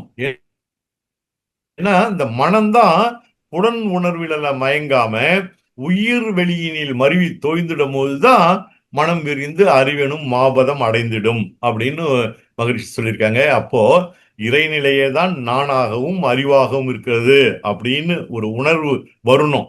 அப்ப அந்த உணரும் போதுதான் அறிவு தன் மூலத்தை அறிந்து அது முழுமை அடைகிறது. அதான் முக்தி நிலை. அவன் நீ ஒன்றாய் அறிந்த இடம் அறிவு முழுமை, அது முக்தி. எப்போ இறைவன் தான் நானாக இருக்கிறான், அவன் நீ ஒன்றாய் அறிந்த இடம், அந்த இடம் தான் அறிவுக்கு ஒரு முழுமை, அதுதான் முக்தி, அதுதான் பிறவியின் நோக்கம். அப்போ இந்த இறைநிலையே தான் நானாகவும் இருக்கிறது, அறிவாகவும் இருக்குது அப்படிங்கிற ஒரு உணர்வு நிலை வரும்போதுதான் அதுதான் ஞானம் அடைதல், என்லைட்மெண்ட் அப்படின்னு சொல்ற ஒரு ஸ்டேஜ். இந்த ஸ்டேஜ் தான், இதுதான் பிரம்ம ஞானம், டிவைன் நாலேஜ். ரைட்டுங்களா? இப்ப நம்ம இதுவரையிலும் இருக்கிறது நம்ம நாலேஜ், உலக அறிவு, வேர்ல்டுலி நாலேஜ். இங்க வரும்போது பிரம்ம ஞானம், இது டிவைன் நாலேஜ். ஆதி முதல் அந்தம் வரையில் அனைத்துமே இணைத்து ஒரே அகக்காட்சியாக ஒரு காண்றது தான், அதுதான் பிரம்ம ஞானம். ஸோ இதுதான் நம்ம மனவளக்கலையில நமக்கு பிரம்ம ஞானம் ஒரு பயிற்சியாவே மகரிஷி நமக்கு எளிமைப்படுத்தி கொடுத்துருக்காங்க.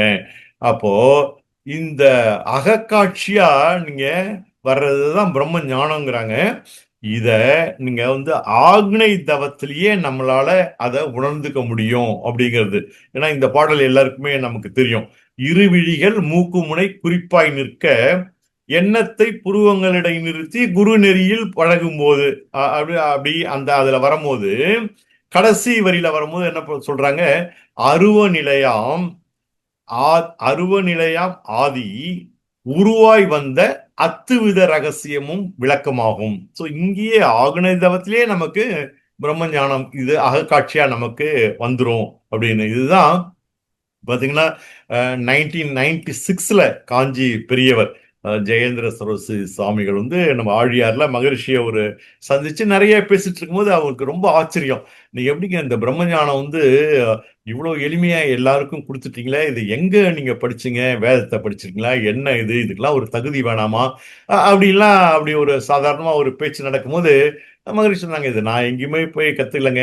நான் என்னோட வாழ்க்கையே, என்னோட சரித்திரத்தை நான் அப்படியே திரும்பி பார்த்தேன். நான் யார், எங்க இருந்து வந்தேன் அப்படின்னு பார்க்கும்போது இதெல்லாம் எனக்கு தெரிஞ்சது. அதுதான் நான் சொல்லிட்டு இருக்கேன். ஸோ யாரெல்லாம் உடல் இருக்கு, உயிர் இருக்கு, மனம் இருக்கோ அவங்க இதெல்லாம் ஈஸியா நம்ம கொண்டு போயிடலாம் அந்த தத்துவத்தை அப்படின்னு. ஸோ அந்த மாதிரி பார்த்தீங்கன்னா அது அதனாலதான் மகரிஷியோட தத்துவங்கள் இவ்வளோ எளிமையா இருக்கிறது. யாருக்கோ எங்கோ அப்படியே அபூர்வமா கிடைச்சிட்டு இருக்கிற ஒரு இந்த பிரம்ம ஞானத்தை மகரிஷி பொது உடைமை ஆக்கிட்டாங்க. எல்லா தத்துவங்களையும் எல்லாரும் புரிஞ்சுக்கிற அளவுக்கு அதை விஞ்ஞான பூர்வமா விளக்கம் கொடுத்ததுனாலதான் இதை எடுத்து நம்ம இன்னும் இவ்வளவு தூரம் நம்ம சிந்தனை செஞ்சுக்கிட்டே இருக்கோம்.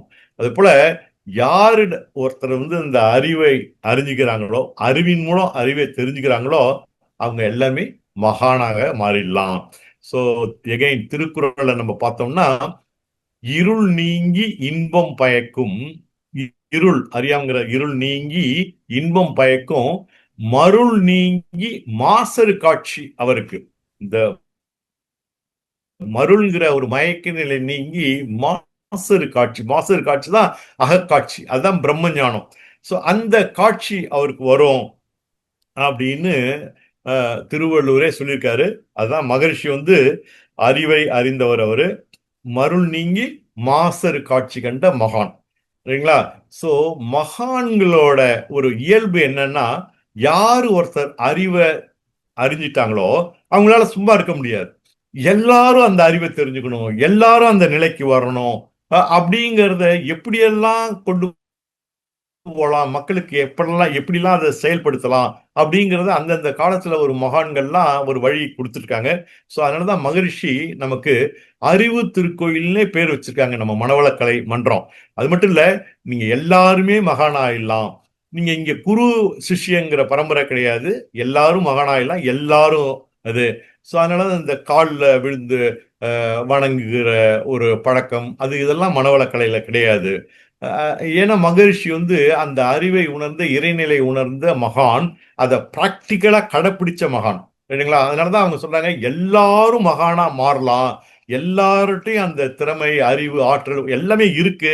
என்ன முன்ன பின்னதான் வித்தியாசத்துல இருக்கும். அதுக்கும் சொல்றாங்க பாருங்க மகரிஷி, நான் எனினும் நீ எனினும் நிறைய அறிவில் ஒன்று. எல்லாருக்கும் அறிவு, ஏன்னா சுத்தவெளியோட அறிவு தான் எல்லாத்தையும் இருக்கு. அங்க யாரும் அதை டிஃபரன்ஷியேட் பண்ணல. நான் எனினும் நீ எனினும் நிறைய அறிவில் ஒன்றுதான். ஆனா என்ன, நல்லுயிரில் வினைப்பதிவில் முன்பின்ன வில்லம். சோ வினைப்பதிவுல தான் முன்பின்னா இருக்கிறதுனாலதான், வினைப்பதிவுகளுக்கு தகுந்த மாதிரி தான் நம்ம அறிவுல வித்தியாசப்படுறோம். அதனாலதான் நீங்க அன்பர்களே வாரீர், அறிவின் இருப்பிடம் அறிந்து இன்பமுற வாரீர்.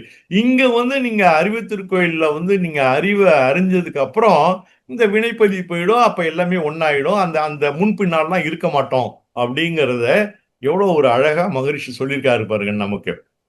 சோ அப்ப இந்த அறிவை அறிவோங்கிறது தான் நமக்கு தலைப்பு. அப்ப அந்த அறிவை அறியறது இதை விட சுருக்கமா வேற வழியே இல்லை. எல்லா வழியும் மகரிஷி நமக்கு சொல்லிட்டாங்க. சோ இத பாத்தீங்கன்னா, இத விட்டுட்டு அறிவு தான் தெய்வம்னு எல்லாரும் சொல்லியிருக்கிறத நம்ம படிச்சிருக்கோம், கேள்விப்பட்டிருக்கோம். இருந்தாலும் அந்த தெய்வத்தை நம்ம தேடிக்கிட்டே இருக்கோம். ஏன்னா தெளிவு இல்லாததுனால, எது தெய்வங்கிற தெளிவு இல்லாததுனாலதான் இன்னும் தேடிட்டு இருக்கோம். அதுவும் மகரிஷி சொல்றாங்க பாருங்க, தெய்வம் உயிருக்குள் அறிவாய் அதன் படற்கையிலே தேடுகிறது மனமாக. அப்ப எதுக்கு தேடுவதை, எதை, எங்கே, என்ன தேடுறோம், எங்க தேடுறோம் அப்படிங்கறத நமக்கு ஒரு தெளிவு வேணும். இது எப்படி இருக்கு அப்படின்னா, தெய்வம் எனும் பாலை பிறையிட்டு தயிராக்கி பின் தேடுகிறார் பாலை, அதை காணேன் என்றால் மயக்கே. பாலை தயிராக்கிட்டோம், திருப்பி பால் எப்படி வரும்? அதே போலதான் தெய்வம் தான் எல்லா இடத்துலயும் இருக்கு, அதுதான் அறிவா இருக்கு, அதுதான் மனமா இருக்கு.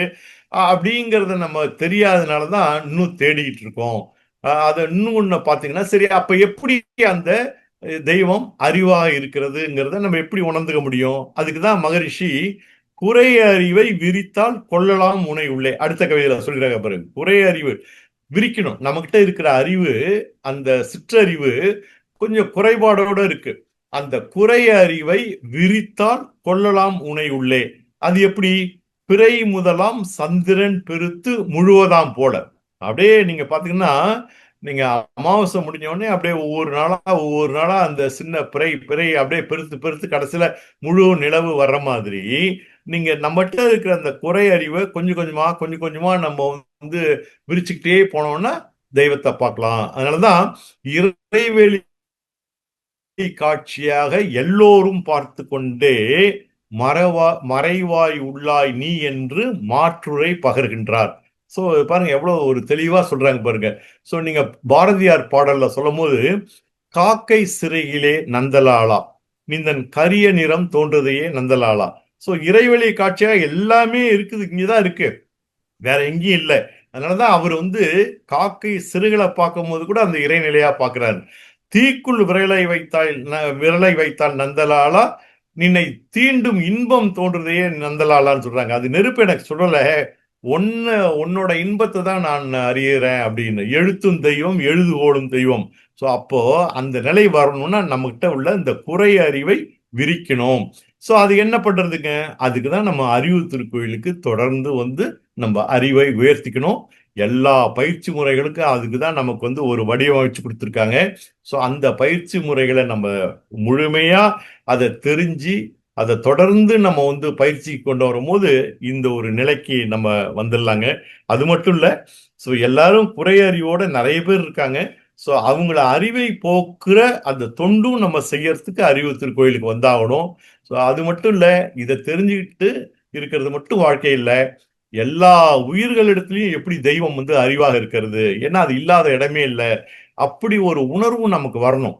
அப்படி வரும்போதுதான் ஏன்னா அன்பும் கருணையும் நம்ம எல்லா உயிரினத்தோடும் நம்ம வந்து இருக்க முடியும், நடந்துக்க முடியும். இப்ப மகான்கள்லாம் பாத்தீங்கன்னா எல்லாம் அவங்க எல்லாம் இப்ப ரமண மகரிஷியை பாத்தீங்கன்னா அவர் சாப்பிட்டுட்டு இருக்கும்போது பக்கத்துல இந்த அங்க பூனை நாய் எல்லாம் பக்கத்துல இருக்கும். சம்டைம்ஸ் வந்து எதையாவது வாயை வச்சு சாப்பிடும்.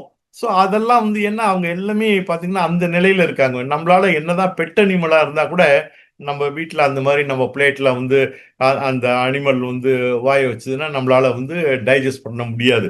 ஸோ ஏன்னா அந்த நிலைகள் அது. அதனாலதான் வள்ளலார் வந்து வாடிய பயிரை கண்ட போதெல்லாம் வாடினேன்னு ஒரு சொல்ற இயல்புலாம் இது வந்து அந்த அறிவு நிலையில உயர்ந்து எல்லா உயிர்கள்ட்டையும் அந்த அறிவு இருக்கிறதுங்கிறத உணரும் போதுதான் அந்த நிலை ஏற்படும். இந்த நிலை தான் அறிவை அறிந்த நிலை. இதுதான் அறிவோட ஒரு உச்சம், முக்தி நிலை. இது வந்ததுக்கு அப்புறம் வேற என்ன வேணுங்க நமக்கு? இப்பேறு பெற்ற பின்னர் இன்னும் வேற என்ன வேண்டும்? எடுத்த மனித பிறவி எய்தியதே முழுமை. இதுதான் பிறவியின் நோக்கம். நம்ம முன்னாடி ஸ்லைட்ல பார்க்கும்போது பார்த்தது மாதிரி தெய்வத்தை நாடுவதும் தெளிந்தறிவில் தேர்வதும் திருநிலையாம் மனிதனவன் பிறவியின் நோக்கம் பயணாம். சோ அறிவில் முழுமை அடையணும். சோ அறிவில் முழுமை அடையணும்னா தெய்வத்தை இறைநிலையை உணரணும்.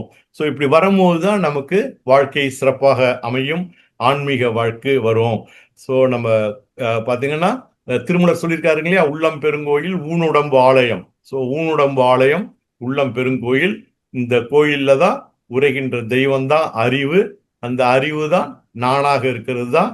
அறிவு தான் தெய்வம். அந்த தெய்வமும் அறிவும் தெய்வம் தான் அறிவாகவும் நானாகவும் இருந்துட்டு இருக்கு. அப்படின்னு பார்க்கும்போது நம்ம எல்லாரும் ஒரு நடமாடுற அறிவு திருக்கோயில். ஸோ அறிவு நிலையில நம்ம எல்லாம் உயர்ந்தவங்க. மற்றவங்களோட அறிவு குறைய போக்குற அளவுக்கு நம்மள்ட்ட திறமை இருக்குது. அதனால அதை சரியா பயன்படுத்திக்கணும். இப்போ நம்ம கடைசியா வந்து மகரிஷியோட ஒரு கவிதையை பார்த்து இந்த சிந்தனையை நிறைவுக்கு கொண்டு வரலாங்க. ஸோ மகரிஷியோட ஒரு இன்ப ஊற்று அப்படிங்கிற ஒரு பாடல்ல வரும்போது, இறைவனை கண்டுகொண்டேன், அறிவாய் இறைவனை காணுகின்றேன். இறைவனை கண்டுகொண்டேன், இறைவனை நான் பார்த்துட்டேன். எப்படி? அறிவாய் இறைவனை அறிவாய் நான் பார்த்துக்கிட்டே இருக்கேன். இறைவனை நான் பார்த்து முடிச்சுட்டேன், யாரு என்னன்னு தெளிவு வந்துருத்து. அறிவாய் இறைவனை காணுகின்றேன். எங்கிட்டையும் அறிவா இருக்கு, எல்லா இதுலயும் பார்க்கிற அத்தனையிலையும் அந்த அறிவை என்னால பார்க்க முடியுது அப்படிங்கிற ஒரு இதை தெளிவா சொல்லியிருக்காங்க. அந்த நிலைக்கு வர வேண்டியதுதான். அப்பதான் அந்த அறிவை அறிந்தோம் அப்படிங்கிற ஒரு நிலை நமக்கு வருங்க. சோ அப்ப அந்த இறைவன் எப்படி இருக்கான்? குறைவின்றி குற்றமின்றி குணத்தில் உயர் அறிவாய். குறைவின்றி குற்றமின்றி குணத்தில் உயிர் அறிவாய் மறைபொருளாக உள்ள மாபெரும் மெய்ப்பொருளாய் இருக்கிற அந்த அறிவு, அந்த இறைவனை கண்டுகொண்டேன் அப்படின்னு சொல்றாங்க. சரி, அப்போ அறிவை, அதாவது இறைவன் அறிவாக இருக்கிறாங்கிறத கண்டுகிட்டதுக்கு அப்புறம் என்ன நம்ம கிட்ட நடக்குங்க? அறிவின் உயர்நிலையில் அன்பும் கருணையுமாம். அப்போ இந்த அறிவில உயர்ந்து வரும்போது அறிவுதான் இறைவன் அறிவாக இருக்கிறாங்கிற ஒரு நிலை வந்ததுக்கு அப்புறம் பாத்தீங்கன்னா நம்மகிட்ட அன்பும் கருணையுமான இறைநிலை குணங்கள் வரணும். சோ அப்படி வரும்போதுதான் நெறியில் சிறந்து, அதாவது அறநெறி வாழ்க்கை இயல்பாக வந்துரும். ஸோ அன்பும் கருணையா இருக்கும்போது நம்ம அற வாழ்க்கை வாழ்வோம், யாருக்கும் துன்பம் கொடுக்காத வாழ்க்கை வாழ்வோம், துன்பப்படுறவங்களுக்கு நம்ம உதவி செஞ்சுக்கிட்டு இருப்போம். அப்போ அறநெறி வாழ்க்கை சிறப்பாக அமையும். அப்ப நெறியில் சிறந்த போது அறநெறி வாழ்க்கை சிறப்பாக இருக்கும்போது என்ன நடக்குது? நீங்காத இன்பம் ஊற்றாய். இதுதான் சலிப்பில்லாத பேரின்பம். அந்த இன்பத்தை அடைவது தான் நம்ம வாழ்க்கையின் நோக்கம். அதனால நம்ம எல்லாருமே இந்த மகரிஷி சொன்ன வழியில அறிவை அறிவோம். ஸோ அறிவு வறுமை தான் இந்த இப்போ உலகத்துல இருக்கு. மக்கள் அறிவு குறைபாடுல நிறைய பேர் இருக்காங்க. அதனாலதான் இந்த குறை அறிவால தான் குற்றங்கள்லாம் நிகழ்ந்துட்டு இருக்கு. அதாவது குற்றவாளி பாவி என்று யாரும் இல்லை உலகில் அப்படின்னு மகரிஷி சொல்லுவாங்க. ஸோ குறை அறிவால் தான் குற்றங்கள்லாம் வந்துட்டு இருக்கு. அந்த குற்றங்கள் குறையணும் அப்படின்னா அறிவு குறைபாடை நம்ம நீக்கணும். அறிவு குறைபாடு நீங்கணும் அப்படின்னா எல்லாரும் அறிவு திருக்கோயிலுக்கு வந்து அறிவை உயர்த்தி கொள்ள வேண்டும் என்ற சிந்தனையோடு நிறைவு செய்கிறேன். வாழ்க வளமுடன். இதுவரையில் பொறுமையாக கேட்டு சிந்தனையை செவிமடுத்த அன்பர்கள் அனைவருக்கும் எனது நன்றியை கூறி மீண்டும் ஆழியார் நிர்வாகத்திற்கு எனது நன்றியை சொல்லி சிந்தனையை நிறைவு செய்கிறேன். வாழ்க வளமுடன். தற்போது ஐயா அவர்கள் நம்முடைய கேள்விகளுக்கு சிறப்பாக பதில் அளிக்க இருக்கிறார். கிருபாநிதி அம்மா, நீங்க அன்மியூட் பண்ணிக்கலாங்கம்மா. அம்மா வாழ்க வளமுடன். ஐயா வாழ்க வளமுடன் ஐயா. வாழ்க வளமுடன்மா. ஐயா ரொம்ப சிறப்பா இருந்தது. எல்லாத்தையும் கடைபிடிக்கிறமானதான் ஒரு கேள்விக்குறியாவும் கூட நம்ம சிந்திச்சு பார்க்கணும். ஐயா நன்றி ஐயா, வாழ்க வளமுடன். இப்ப நீங்க பல பாட்டுக்கள் சொன்னீங்க, திருமூலர், காக்கை குருவி, பாரதியாருடையது காக்கை குருவி,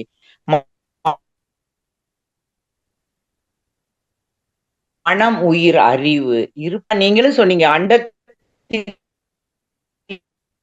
வாய்ஸ் பிரேக் ஆகுதுமா. உள்ளது அறிவு, பேரறிவு. ஐயா வாழ்க வளமுடன். வாய்ஸ் கொஞ்சம் பிரேக் ஆகி கேக்குதா ஐயா? இப்ப கேக்குதா ஐயா? இப்ப கேக்குதுங்க. இல்லையா, அண்டத்தில் உள்ளது பேரறிவு, பிண்டத்தில் உள்ளது சிற்றறிவு. நம்ம அண்டத்தில் இருந்தா வந்தோம், அது சிற்றறிவாவே குறையிறது மாதிரி தோணுதியா? அந்த அறிவு அதாவது சரி சொல்லுங்க, உங்க கேள்வியை முழுமையாக்குங்க. வாழ்க வளமுடன். பிரேக் ஆயிடுத்து. எனக்கு 70+ ஐயா. சரிங்க சரிங்க. இல்ல இப்ப உங்க கேள்வியோட இப்ப கேக்குதா ஐயா? இப்ப கேக்குதா? கேக்குது கேக்குது இல்லையா, அண்டத்தில் உள்ள அறிவு தான் பேரறிவு, பிண்டத்தில் சிற்றறிவு. ஆனா அந்த சிற்றறிவு மேம்படுறது மாதிரியே இல்லையா? அதுக்கு என்ன காரணம்னு தெரியல. வாழ்க வளமுடன். அதாவது நீங்க நான் என்ன புரிஞ்சுக்கிறேன் அப்படின்னா, அந்த இறைநிலைய அறிவை பேரறிவு பேரறிவுன்னு சொல்றோம். அதுதான் எல்லா இடத்துலயும் பயணம் அடைஞ்சு நம்ம 6வது அறிவா நம்மகிட்ட வந்திருக்கு. இத சிற்றறிவு சிற்றறிவுன்னா சிறுமையான அறிவுல ஒரு ஃபிராக்ஷனல் கான்சியஸ்னஸ். அது இறைநிலையிட்டு இருக்கிற பேரறிவு டோட்டல் முழுமையானது. நமக்கிட்ட ஃபிராக்ஷனல் இது, அதுதான் சிற்றறிவுங்கிறோம். அந்த அறிவு குறை அறிவா இருக்கு. அறிவு அதுதான். நீங்க ஒரு கடல் முழுவதும் தண்ணியை எடுத்து பார்த்தாலும், ஒரு டிராப் தண்ணியை எடுத்தாலும் தண்ணி கடல் தண்ணி தான். ரைட்டுங்களா? சோ அதனால நம்ம கிட்ட இருக்கிற அறிவு, அதனாலதான் அந்த ஒரு ஸ்லைட்ல போட்டேன், பிரபஞ்சம் முழுவதும் இருக்கிற அந்த பேரறிவுக்கும் நமக்கும் என்ன தொடர்பு, என்ன வித்தியாசம் அப்படின்னு. நமக்கிட்டே அந்த அறிவை ஏன் சிற்றறிவுங்கிறது என்னன்னா வார்த்தை தான், அது பிராக்ஷனல். அதாவது இறைவன் முழுமை, நம்ம பகுதி பின்னம், அதனால அதை சிற்றறிவுன்னு சொல்றோம். பட் என்னன்னு பேசிக்கா பாத்தீங்கன்னா, அதாவது இறைநிலையோட தன்மைகள் அத்தனையும் நம்மகிட்ட இருக்கு. அறிவு, ஆற்றல். இப்போ 4 தன்மைகள் இருக்குதுங்களா நம்ம இறைநிலைக்கு? வற்றாயிருப்பு, பேராற்றல், பேரறிவு, காலம், வளம்னா. இப்போ அந்த வற்றாயிருப்பு மட்டும் அங்க இறைநிலையில இருந்துட்டு இருக்கு. மீதி 3 டிராவல் பண்ணுது பாருங்க. பேரறிவு டிராவல் பண்ணிட்டு, ஆற்றல் வந்துடுது, காலம் வந்துடுது. அந்த 3 நம்மகிட்டயும் இருக்கு. அது என்னன்னா அதை உணரணும். அதனாலதான் இதுவும் அதுவும் வேற. அவன் நீ ஒன்றாய் அறிந்த இடம், அந்த நிலைக்கு வரணும். அந்த இறைநிலைக்கு வர்ற அளவுக்கு நம்மள பயிற்சி பண்ணிக்கிட்டே வர்றதுக்காக தான் இதை சொல்லியிருக்காங்க. அதனால வித்தியாசமே கிடையாதுங்க. அதனால அது வேற, அதுதான் பவர்ஃபுல். ஏன்னா நம்மகிட்ட இந்த 6வது அறிவு, நம்மகிட்ட இருக்கிற இந்த மனம் அப்படிங்கிற ஒரு சிறப்பு இயக்கம் இருக்கு பாத்தீங்களா? இதுதான் ரொம்ப சிறப்பு வாய்ந்தது. ஏன்னா இந்த மனம் அப்படி நினைச்ச உடனே எங்க வேணுமோ டிராவல் பண்ணும். அந்த இறைவனையே நம்ம கிட்ட கொண்டாந்து அகக்காட்சியா காமிக்குது பாத்தீங்களா? அதனாலதான் கடவுளை வணங்கும் போது கருத்தினை உற்றுப்பார் நீ, கடவுளாய் கருத்தாய் நிற்கும் காட்சியை காண்பாய் அங்கேன்னு மகிழ்ச்சி. அதனாலதான் சொல்றாங்க. அவ்வளோ சச் பவர்ஃபுல் மெக்கானிசம் நம்ம கிட்ட இருக்கு. அதனாலதான் the other end of mind is God. So எப்ப the other end of mind is God? மனம் அந்த சிந்தையை அடக்கி சும்மா இருக்கின்ற சீரறிய செய்த குருவேன்னு சொல்றோம். சோ அந்த எண்ணமற்ற நிலை, அந்த நிலைக்கு வர்றதுக்கு தான் எல்லாமே இருக்கு. இங்க வரும்போது ஏன் நோ மோர் ஜேர்னி, 6வது அறிவு ஏன் இதோட நின்றுட்டு அப்படின்னா, இதுக்கு மேல ஒண்ணும் இல்லை. நம்ம தான் இறையை உணர்ந்துறோம் பார்த்தீங்களா? நானும் இறைநிலையே தான் நானாக இருக்கிறது, என்னுள்ள அறிவாக இருக்கிறது. அகம் பிரம்மாஸ்மி, தத்துவமசி, பிரஞானம் பிரம்மம், எல்லாமே சொன்னது அதான். கேட்டீங்களா? அதனால நீங்க அதை அதாவது இந்த அறிவு ஏன் குறை அறிவா ஆயிடுத்து அப்படின்னா, இந்த புலன் இன்பங்கள் இதுல போயிடுத்தது. தன்னோட ஃபுல் பொட்டன்ஷியலை அது உணர்ந்துக்கல. இந்த இவ்வளோ ஆற்றல் இருக்கு அப்படிங்கிறத உணர்ந்துக்கும் போது அது அதனாலதான் அந்த journey of consciousness towards total consciousness, அது மேல் நோக்கிய பயணம் பண்ணணும். அது அங்க தடைப்பட்டு போய் இங்கே நின்று வந்து அதோட ஆற்றலை உணர்ந்துக்க முடியல. அதனாலதான் மகரிஷி சொல்லும் போது எல்லார்கிட்டையும் அந்த ஆற்றல் இருக்கு, அறிவு இருக்கு, பொட்டன்சியல் இருக்கு. நான் எனினும் நீ எனினும் நிறைய அறிவில் ஒன்று. இங்க குறை அறிவுலாம் சொல்லல பாருங்க மகரிஷி. நம்மகிட்ட இருக்கிற அறிவும் நிறைய அறிவு, நம்மகிட்ட இருக்கிற அறிவும் நிறைய அறிவு, முழுமையான அறிவு. ஆனா அந்த அறிவை நம்ம வந்து குறை அறிவு ஆக்கிட்டோம். அதனாலதான் இந்த அறிவு திருக்கோயில், அறிவின் வறுமை. இப்போ நீங்க பொருளும் அருளும் அப்படிங்கிற தலைப்புல மகரிஷியோட பேச்சை கேட்டீங்கன்னா இங்க வந்து பொருள் வறுமையே கிடையாது, அறிவு வறுமை தான் இருக்கு. சோ அறிவு வறுமையை நீக்கிறதுக்கு தான் நம்ம அருட்தொண்டாற்றணும். அதனாலதான் நம்ம எல்லாம் அருட்செல்வர்கள், அருள் நிதி அப்படின்னு மகரிஷி அதுக்கு சொல்லியிருக்காங்க. ரொம்ப சிறப்பியா, நன்றி ஐயா. நான் நினைச்சேன் நமக்குள்ள ஒரு தாழ்வு மனப்பான்மை வருது. சிற்றறிவுனா நமக்கு அறிவு பத்தல அப்படிங்கிற ஒரு இல்ல சும்மா நீங்க இனிமே சிற்றறிவுனா நீங்கன்னா பிராக்ஷன் அப்படின்னு வச்சுக்கோங்க. பின்னம், அது முழுமை, இது பின்னம். அப்படி அப்படி வச்சுக்கோங்க. அதனாலதான் மகரிஷி நிறைய நான் எனினும் நீ எனினும் நிறைய அறிவில் ஒன்றேன்னு ஏன் அந்த இடத்துல போடுறாங்க. சிறப்பியா, ரொம்ப சிறப்பியா. நன்றி ஐயா. வாழ்க வளமுடன். வாழ்க அம்மா. வாழ்க வளமுடன் அம்மா. வாழ்க வளமுடன் அம்மா. அடுத்ததாக கவிதா அம்மா, நீங்க அன்மியூட் பண்ணிக்கலாங்கம்மா. அம்மா வாழ்க வளமுடன். ஐயா வாழ்க வளமுடன். வாழ்க வளமுடன். ஐயா ஜட பொருளுக்கும் அறிவு உண்டுன்னு சொன்னீங்க. ஆமா. அது தன்மையா அது எப்படி வேலை செய்யுது? அதுதான் நம்ம அந்த ஒரு காப்பர் சல்பேட் உதாரணம் கொடுத்தோம் இல்லைங்களா. இப்போ ஒவ்வொரு பொருள் நீங்க எந்த இதா இருந்தா கூட நீங்க பாத்தீங்கன்னா அதுலயும் அறிவு, பேராற்றல், காலம். நீங்க மனித உயிரினமா இருந்தாலும் சரி, விலங்கினமா இருந்தாலும், தாவரங்களா இருந்தாலும், உயிரற்ற பொருள்கள் இருந்தாலும் அங்கேயும் அறிவு வேலை செய்யுது இல்லைங்களா. சோ ஜட பொருள்லயும் அறிவு வேலை செய்யாம இருந்ததுன்னா எப்படி அது வந்து அது இப்ப பாத்தீங்கன்னா இப்ப நம்ம இருக்கோம். இப்போ உயிர் இருக்கிறவரையும் இந்த உடம்பு இருந்துட்டு இருக்கு. உயிர் விட்டு பிரிஞ்சதுக்கு அப்புறம் இந்த டீகம்போஸ் ஆயிடுது இல்லையா அந்த பாடி. அதே போலதான் ஒவ்வொன்றுக்கும் இப்போ பூமி இருக்கு, சந்திரன் இருக்கு. ஸோ எப்படிங்க அது அந்த அறிவு இருக்கிறதுனால தானே இவ்வளோ அணுக்கள் சேர்ந்தாதான் அந்த பூமி வந்து ஃபங்க்ஷன் பண்ண முடியும். அதுக்குள்ளார இந்த எல்லாமே பஞ்சபூதங்களோட கூட்டு. ஸோ பஞ்சபூதங்கள் வந்து எப்படி அமையணும், எங்கெங்கெல்லாம் அதிகமா இருக்கணும், எங்க குறைச்சலா இருக்கணும், எந்த கிரகத்துல இப்ப சூரியன்ல எடுத்து பாத்தீங்கன்னா நெருப்பு அதிகமா இருக்கு. ஸோ இந்த மாதிரி ஏன் வேணும், ஏன்னா அது வந்து மற்ற கிரகங்களுக்கு அது வெப்பத்தை கொடுத்தாகணும். இதெல்லாம் தான் அந்த சுத்தவெளியில இருக்கிற அறிவோட ஒரு ப்ளூ பிரிண்ட். எதை எப்படி எப்படி தயார் பண்ணணும், எதை வந்து மெயின் பிளானட்டா வைக்கணும், எதை சப் பிளானட்டா வைக்கணும், எது எந்த, அதாவது ஒவ்வொன்றுக்கும் இப்போ சூரியனுக்கும் பூமிக்கும் 9 கோடி மைல் டிஸ்டன்ஸ் இருக்கணும் அப்படின்னா எவ்வளவு காம்போசிஷன் ஆஃப் அந்த பார்ட்டிகிள்ஸ் இருக்கணும், சூரியனுக்கு எப்படி இருக்கணும். சூரியன் வந்து பூமியோட ஒரு 19 லட்சம் அந்த இது அதிகம் அப்படிங்கிறாங்க அந்த வெயிட் பேசிஸ்ல. ஸோ அப்போ அதோட அணுக்களோட காம்போசிஷன் எவ்வளோ, இதோட அணுக்களோட காம்போசிஷன் எப்படின்னு பாருங்க. ஸோ அதனாலதான் எல்லாத்துலயும் அறிவு இருக்கு. பட் என்னன்னா அது விசிபிளா இல்ல, இன்விசிபிளா இல்ல, அடக்கமா இருக்கு. ரைட்டுங்களா. இப்ப இல்லாட்டா நீங்க இந்த அறிவு, ஆற்றல் இதெல்லாம் இப்ப அந்த இந்த ரிப்பல்சிவ் ஃபோர்ஸ் எல்லாமே நீங்க பாத்தீங்கன்னா அறிவு, ஃபோர்ஸ் அண்ட் கான்சியஸ்னஸ் தான் அப்படியே வந்துட்டே இருக்கு. காலம் வந்துட்டே இருக்கு. எல்லா தோற்ற பொருளுக்கும் ஒரு காலம் உண்டு. ரைட்டுங்களா. அதுல சந்தேகம் கிடையாது. இந்த அறிவும் ஆற்றலும் சேர்ந்து வந்துகிட்டே இருக்கிறதுனாலதான் இந்த பிரபஞ்சமே இயங்கிட்டு இருக்கு. சோ அங்க ஒரு ஆற்றல் இல்ல, ஒரு சப்போஸ் பாருங்க நீங்க இப்ப ஜட பொருள்கள்ல வெறும் ஆற்றல் மட்டும் இருக்கு, அறிவு இல்லைன்னு ஒரு அசியூம் பண்ணுங்க. அப்ப என்ன ஆகும், ஒண்ணு மோதி இந்த இயக்கத்துக்கே இந்த அறிவு தான் நீ இப்படிதான் இந்த மைல் ஸ்பீட்ல சுத்தணும், சோ இந்த டைரக்ஷன்ல சுத்தணும் அப்படிங்கறதெல்லாம் செய்யறதெல்லாம் யாருங்க. சோ சுத்தவெளி வந்து அது அப்படியே இருந்துகிட்டே இருக்கு, சுத்தவெளி இருந்துட்டு இருக்கு. அதுல இருந்து வந்த அறிவு தான் ஒண்ணு செயல்பாடு வந்துகிட்டே இருக்கு. இப்ப தென்னை மரத்தை நீங்க எடுத்து பாத்தீங்கன்னா இப்ப நீங்க அது வந்து பாத்தீங்கன்னா நீங்க கொஞ்ச நாள் தான் நம்ம தண்ணி ஊத்துறோம். அது கூட நம்ம வந்து இப்ப எல்லாமே பிளாட் ஆயிடுச்சு. ஆ, இண்டிபெண்டன்ட் ஹவுஸ்ல இருக்கிறவங்களுக்கு எல்லாம் தெரியும், நம்மளோட ட்ரைனேஜ் எல்லாம் அது வழியா நம்ம சேர்த்து விட்டுருவோம். அப்போ அது இல்ல, நீங்க பாத்தீங்கன்னா அதுக்கு தண்ணி வேணுங்கும் போது காம்பவுண்ட்ல எல்லாம் உடைச்சுக்கிட்டு அது ஆ, அந்தாண்ட போயிருக்கு பாத்திருக்கீங்களா? இன்னும் நீங்க ஒரு 30-40 வருஷத்துக்கு முன்னாடி எல்லார் வீட்லயும் ஆ, செப்டி டேங்க்லாம் இருந்திருக்கும். அங்கெல்லாம் கூட அது அது வந்து வேறு ஓடி பாத்தீங்கன்னா ஆ, உள்ளார நுழையும். நீங்க ஒரு அந்த மாதிரி ஒரு சிமெண்ட் ஒரு வாலை நம்மளால எல்லாம் ஒரு பிரேக் பண்ணி நம்மளால போக முடியுங்களா? அது எப்படி அந்த அத வேரோட அந்த நுனியை பாத்தீங்கன்னா அது ரொம்ப டெண்டர் அது. அதை நீங்க கையால அப்படி தொட்டீங்கன்னா ஆ, உடஞ்சிரும்.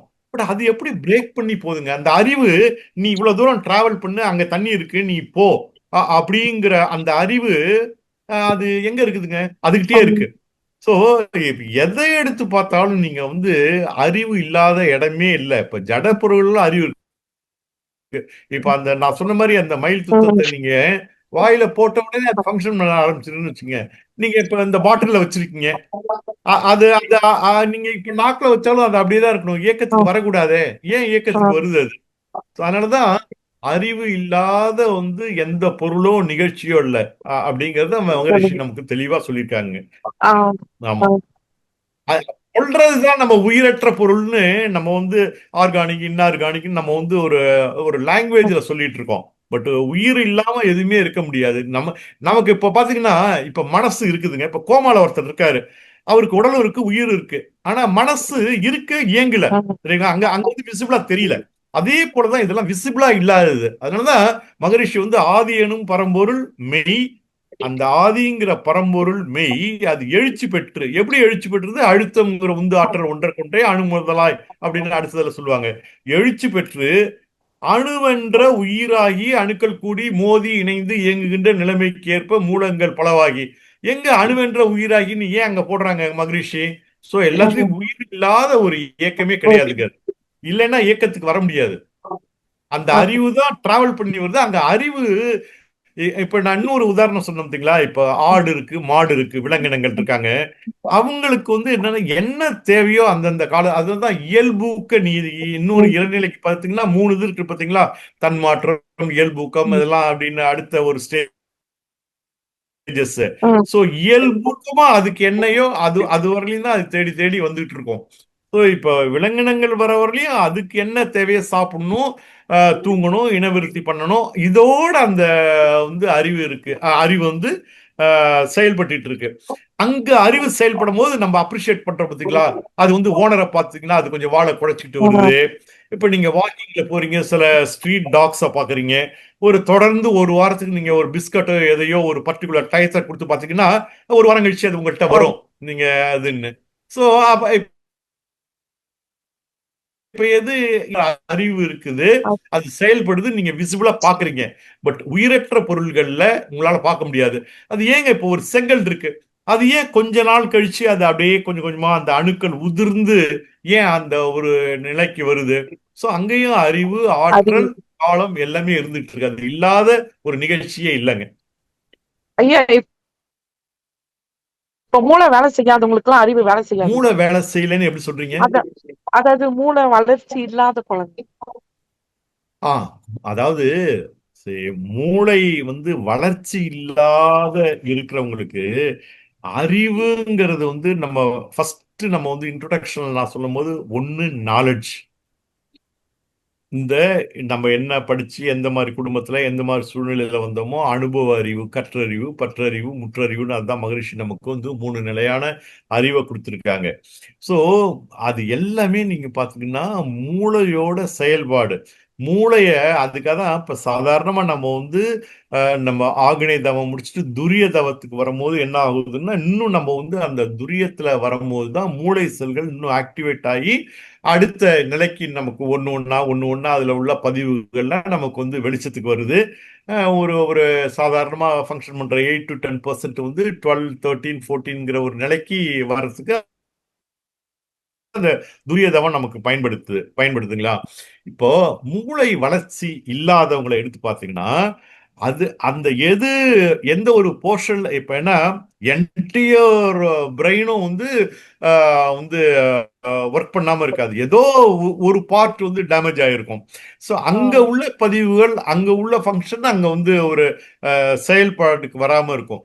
ஸோ அறிவுக்கும் அதுக்கும் சம்பந்தம் கிடையாது. இப்ப நீங்க எந்த இதை வந்து ஒரு ஒரு பர்டிகுலர் ஏதாவது எல்லா 100% டேமேஜ் ஆயிருக்கு, எது டேமேஜ் ஆயிருக்கோ அதை மட்டும் கொஞ்சம் பிஹேவியரல் பேட்டர்ன்ல மாற்றம் இருக்கும். மற்ற மூளை செல்கள் பயன்படுத்தும் போது, பயனுக்கு வரும்போது அவங்க நார்மலா நம்மகிட்ட இருப்பாங்க. அதனால அந்த மூளை செல்கள் சாதாரணமா நம்ம சொல்றது வந்து இந்த அறிவை வந்து அதோட லிங்க் பண்ணி சொல்றோம். அந்த அறிவு வேற, இப்ப நம்ம பார்த்திருக்கிற அந்த நமக்கு ஆன்மீக அறிவு அறிவு வேற, அறிவு வேற. கான்சியஸ்னஸ் ஆ, வேற. ஆமாங்க. ஆ. நன்றிகள் ஐயா. வாழ்க வளமுடன் ஐயா. வாழ்க வாழ்க வளமுடன். வளமுடன் அம்மா. வாழ்க வளமுடன் அம்மா. அடுத்ததாக சுசீலா அம்மா, நீங்க அன்மியூட் பண்ணிக்கலாங்கம்மா. நன்றி வினோதினி. பொள்ளாச்சியில இருந்து வாழ்க பேசுறோம்மா. ஐயா வணக்கம் வாழ்க ஐயா, வளமுடன். வாழ்க வளமுடன் ஐயா. சொல்லுங்கம்மா. ஐயா, இப்போ எல்லா கோள்களுமே பஞ்சபூதங்களால் ஆனது இல்லைங்களா? ஆமாங்க. ஆமா. நம்ம உடம்பு எல்லா கோள்களும் ஆமா. பஞ்சபூதங்களால் ஆனது. அப்படி இருக்கும்போது பூமியில மட்டும் இந்த தன்மாற்றம் அடைந்து மனிதன் வரையில உயிர்கள் இருக்கு. மத்த கிரகங்கள்ல ஏங்க ஐயா அது இல்ல? அதாவது அந்தந்த கிரகத்துல அந்தந்த கோள்கள்ல இருக்கா இல்லையான்னு நமக்கு தெரியாது. ரைட்டுங்களா? இப்போ ம், ம். அதனாலதானே விஞ்ஞானத்துல வந்து இப்ப செயற்கைக்கோள்கள் நிலாவுல போய் மனிதன் வாழ முடியுமா அப்படின்னு எல்லாருமே பண்ணிட்டு இருக்காங்க இல்லைங்களா? அங்க நீர் இருக்கா? இல்ல, ஆ, இப்போ செவ்வாய்க்கு போய் இருக்க முடியுமா? இந்த மாதிரி ஒவ்வொன்றும் எத்தனையோ ம், வருஷமா இந்த விஞ்ஞானிகள் அதை ட்ரை பண்ணிட்டு இருக்காங்க. ரைட்டுங்களா?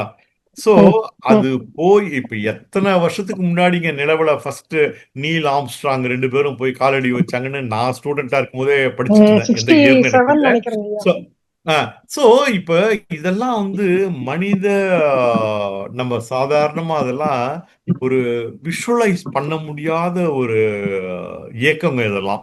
ம், எங்கெங்க என்னென்ன இருக்குது. ம், இப்போ இப்ப இப்ப பாத்தீங்கன்னா இப்ப நமக்கு வந்து கண்ணுக்கு தெரியறது சூரிய குடும்பம் மட்டும்தான் தெரியுது. இது ம், இல்லாம எத்தனையோ இந்த மாதிரி கோடிக்கணக்கான சூரிய குடும்பங்கள் இருக்கிறது, எல்லாம் சேர்ந்துதான் ம். அந்த யூனிவர்ஸ் பிரபஞ்சம். அப்படின்னு. ம், ஆ, இப்போ நமக்கு வந்து இந்த அறிவு நிலையை நம்ம வந்து பிரிச்சு பார்க்க முடியாத ஒரு சூழ்நிலையில நம்ம இருக்கோம். மகான்கள் அந்த அறிவு நிலையை உயர்த்தினதுனாலதான் அகக்காட்சியாக அந்த பிரம்ம ஞானத்தை, ஏன்னா ம், ஆதி உரு அதாவது அருவ நிலையாம் ஆதி உருவாய் வந்த அத்தனையும் அகக்காட்சியா அவங்க பார்த்திருக்கிறதுனாலதான் இதெல்லாம் நமக்கு சொல்லியிருக்காங்கங்க. ம், நம்மளால அதை விரிச்சு பார்க்கக்கூடிய அறிவு நிலையில நம்ம உயர்த்தல. ஒண்ணு வேண்டாங்க, இப்ப செயல் விளைவு தத்துவம். ரைட்டுங்களா? சோ செயல் விளைவுல இப்போ ஒரு செயல் இன்னைக்கே வரலாம், நாளைக்கு வரலாம், அடுத்த வருஷம் வரலாம், அடுத்த தலைமுறை கூட வரலாம் அப்படின்னு நம்ம வந்து ம், படிச்சிருக்கோம் இல்லைங்களா, பார்த்திருக்கோம் இல்லையா? ம், ஏன்னா ஒரு செயல் விளைவு எப்போ வேணுமோ ஒரு 140 வருஷத்துக்குள்ளார செயல் விளைவுக்கு வரும். 7 பிறவி அப்படிங்கறதெல்லாம் நமக்கு தெரிஞ்சு வச்சிருக்கோம். அதனால அந்த விளைவு வந்து நமக்கு இப்ப இப்ப இமிடியேட்டா நடந்தாலும் இல்ல இந்த தலைமுறையில நடந்தா நமக்கு தெரியுது. அது ம். முன்னாடி 2 தலைமுறைக்கு முன்னாடி நடந்ததுக்கு நம்மகிட்ட ஹிஸ்டரி தெரியாது. நம்ம தாத்தா பாட்டி ஓ, சொன்னாதான். ஓ. அதாவது பின்னாடி நமக்கு வாய்ப்பு இருக்கு. தெரியாது. அதே ம், போலதான் எந்தெந்த பிளானட்ஸ்ல என்னென்ன இருக்குங்கிறது தெரியாது. இதெல்லாம் இறைநிலையோட ஏற்பாட்டுல என்ன தேவையோ அதெல்லாம் வந்து அப்படியே அமைச்சுக்கிட்டே வந்துட்டு இருக்காங்க. இப்ப நீங்க பாத்தீங்கன்னா, இப்போ அதனாலதான் எங்க பார்த்தாலும் இன்பம் நிறைந்து இருக்கு. நமக்கு என்ன தேவையோ அதை வந்து இறையாற்றல் கொடுத்துட்டே இருக்கு. நம்ம வந்து ஃபிராக்ஷன் டிமாண்ட்ஸ் டோட்டாலிட்டி சப்ளைஸ். இப்போ உதாரணமா நீங்க பாத்தீங்கன்னா, இப்போ ஒரு ஆணுக்கு பெண், பெண்ணுக்கு ஆண் எப்ப தேவைங்க? ஒரு 25 வயசு வரும்போது அப்ப போய் வந்து இறைநிலையை டக்குன்னு முடிச்சுக்கிட்டு உடனே ஐயோ இவங்க வந்து ஜாதகத்தை எடுத்துட்டாங்க, இவங்களுக்கு பொண்ணு வேணுமே இல்ல பையன் வேணுமேன்னு அந்த நிலையில நமக்கு வந்து ஒரு ஒரு சிருஷ்டிக்கிறது இல்லை. இது எந்த காலத்திலயோ அது ம், பண்ணுது. அப்ப எவ்வளவு ஒரு லாங் டேர்ம் பிளானிங் இறைநிலைக்கு அந்த ப்ளூ ம், பிரிண்ட்ல இருக்குங்களா? அதே போலதான் ம். இது எல்லாமே. நீங்க பாத்தீங்கன்னா இதுல மட்டும்தான் ஹோலிஸ்டிக் ப்ரொபோர்ஷன் இருக்கு. வேற பிளானட்ஸ்ல என்ன நடக்குது, சோ அங்க என்னென்ன இருக்குது ஓ, அப்படிங்கறதெல்லாம் நம்ம அறிவை நமக்கு வந்து தெரியாது. விரிச்சு நம்மளால பார்க்க முடியாதனாலதான் நமக்கு வந்து ஓகே, இந்த ஓகே. நிலைங்க. அதனால இது ஒரு ஓகே பெரிய ஓகே பிரபஞ்ச ரகசியம். இந்த ரகசியத்தை தெரிஞ்சுக்கணும்னா அது நிலை மாறி போகணுங்க. அதுதாங்க.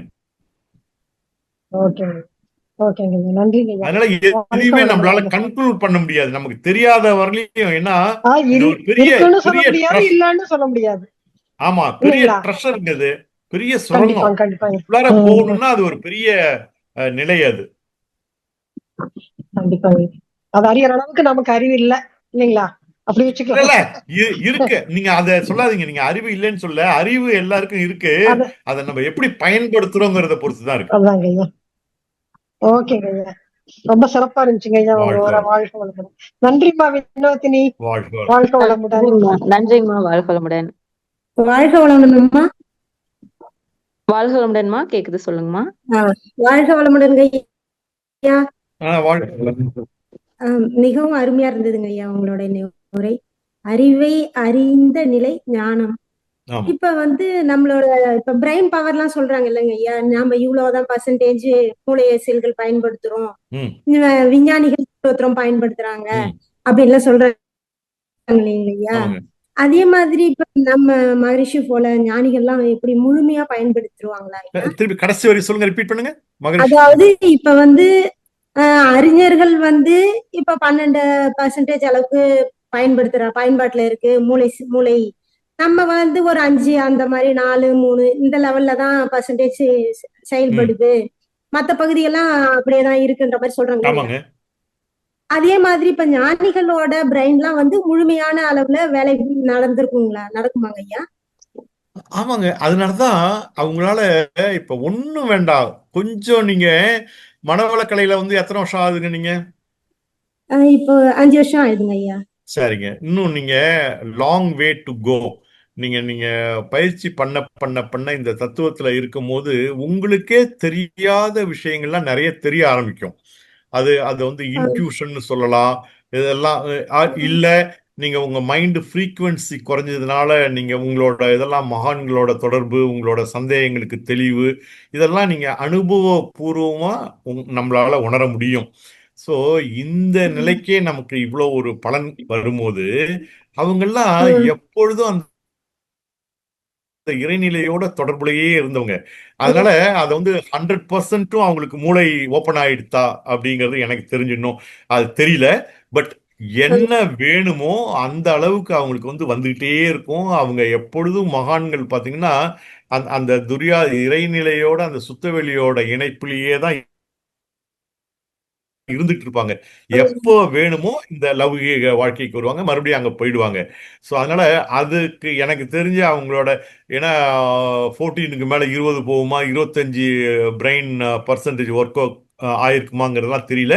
பட் அவங்கெல்லாம் வந்து நிறைய அறிவு வந்தவங்க, அறிவில முழுமை அடைஞ்சவங்க, இறைநிலை உணர்ந்தவங்க. சரிங்களா? ஸோ அதனால அவங்களுக்கு வந்து நிச்சயமா அது 100% திறந்தாதான் இந்த நிலைக்கு வர முடியுமா அப்படிலாம் இல்லை. அவங்க 15, 16க்கு போனாலே இந்த இதெல்லாம் வந்துட்டு இருக்கு. அவங்க எவ்வளவு தூரம் போனாங்கங்கிறதுக்கு அதை யாரும் சொன்னது மாதிரி தெரியலங்க.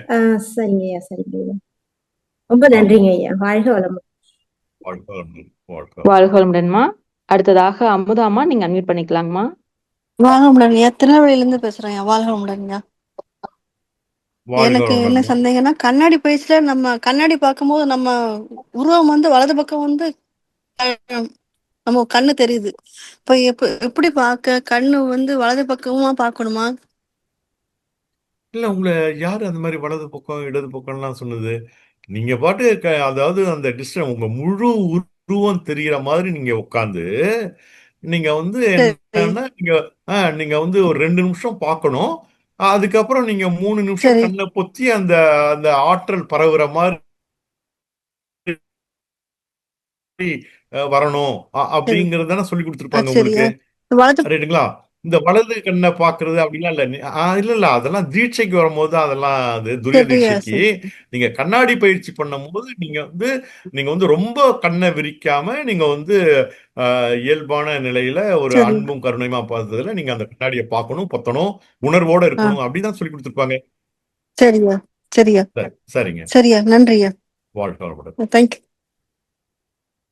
நன்றி அம்மா. வாழ்க வளமுடன். அடுத்ததாக காந்திமதி லக்ஷ்மணன் அவர்கள் நீங்க அன்மியூட் பண்ணிக்கலாங்க. நன்றிங்கம்மா. சிறப்புமா ஐயா. உரையும் கேள்வி ரொம்ப சிறப்பா இருந்ததுங்க ஐயா. வாழ்க ஐயா வளமுடன். வாழ்களும் தானே ஐயா. சொல்லுங்க. இந்த பிரபஞ்சத்துல பேரறிவு படைக்கப்பட்ட உயிரற்ற நிலைகள் எல்லாம் அதோட தன்மைக்கு வந்து ரொம்ப சிறப்பா இருக்கு. நிலம், நீர், நெருப்பு, காற்று எல்லாம் அதோட தன்மைக்கு 100%ங்கிறது 200% கூட வேல்யூபிளா இருக்கு. ஆனா உயிருள்ள பர்சனா படைக்கப்பட்ட ஓரறிவுல இருந்து நம்ம ஓரறிவு கூட நம்ம அதை சொல்றதுக்கு தகுதி இருக்கான்னு தெரியல இல்ல. பட் ஒவ்வொரு உயிருள்ள அறிவுக்கு குறைகளை வச்சிருக்காங்க. ஏங்க ஐயா அந்த அறிவு பேரறிவுல படைக்கப்பட்ட அந்த அறிவு நீங்க அவங்களுக்கு எல்லாம் குறைவே கிடையாதுங்களே.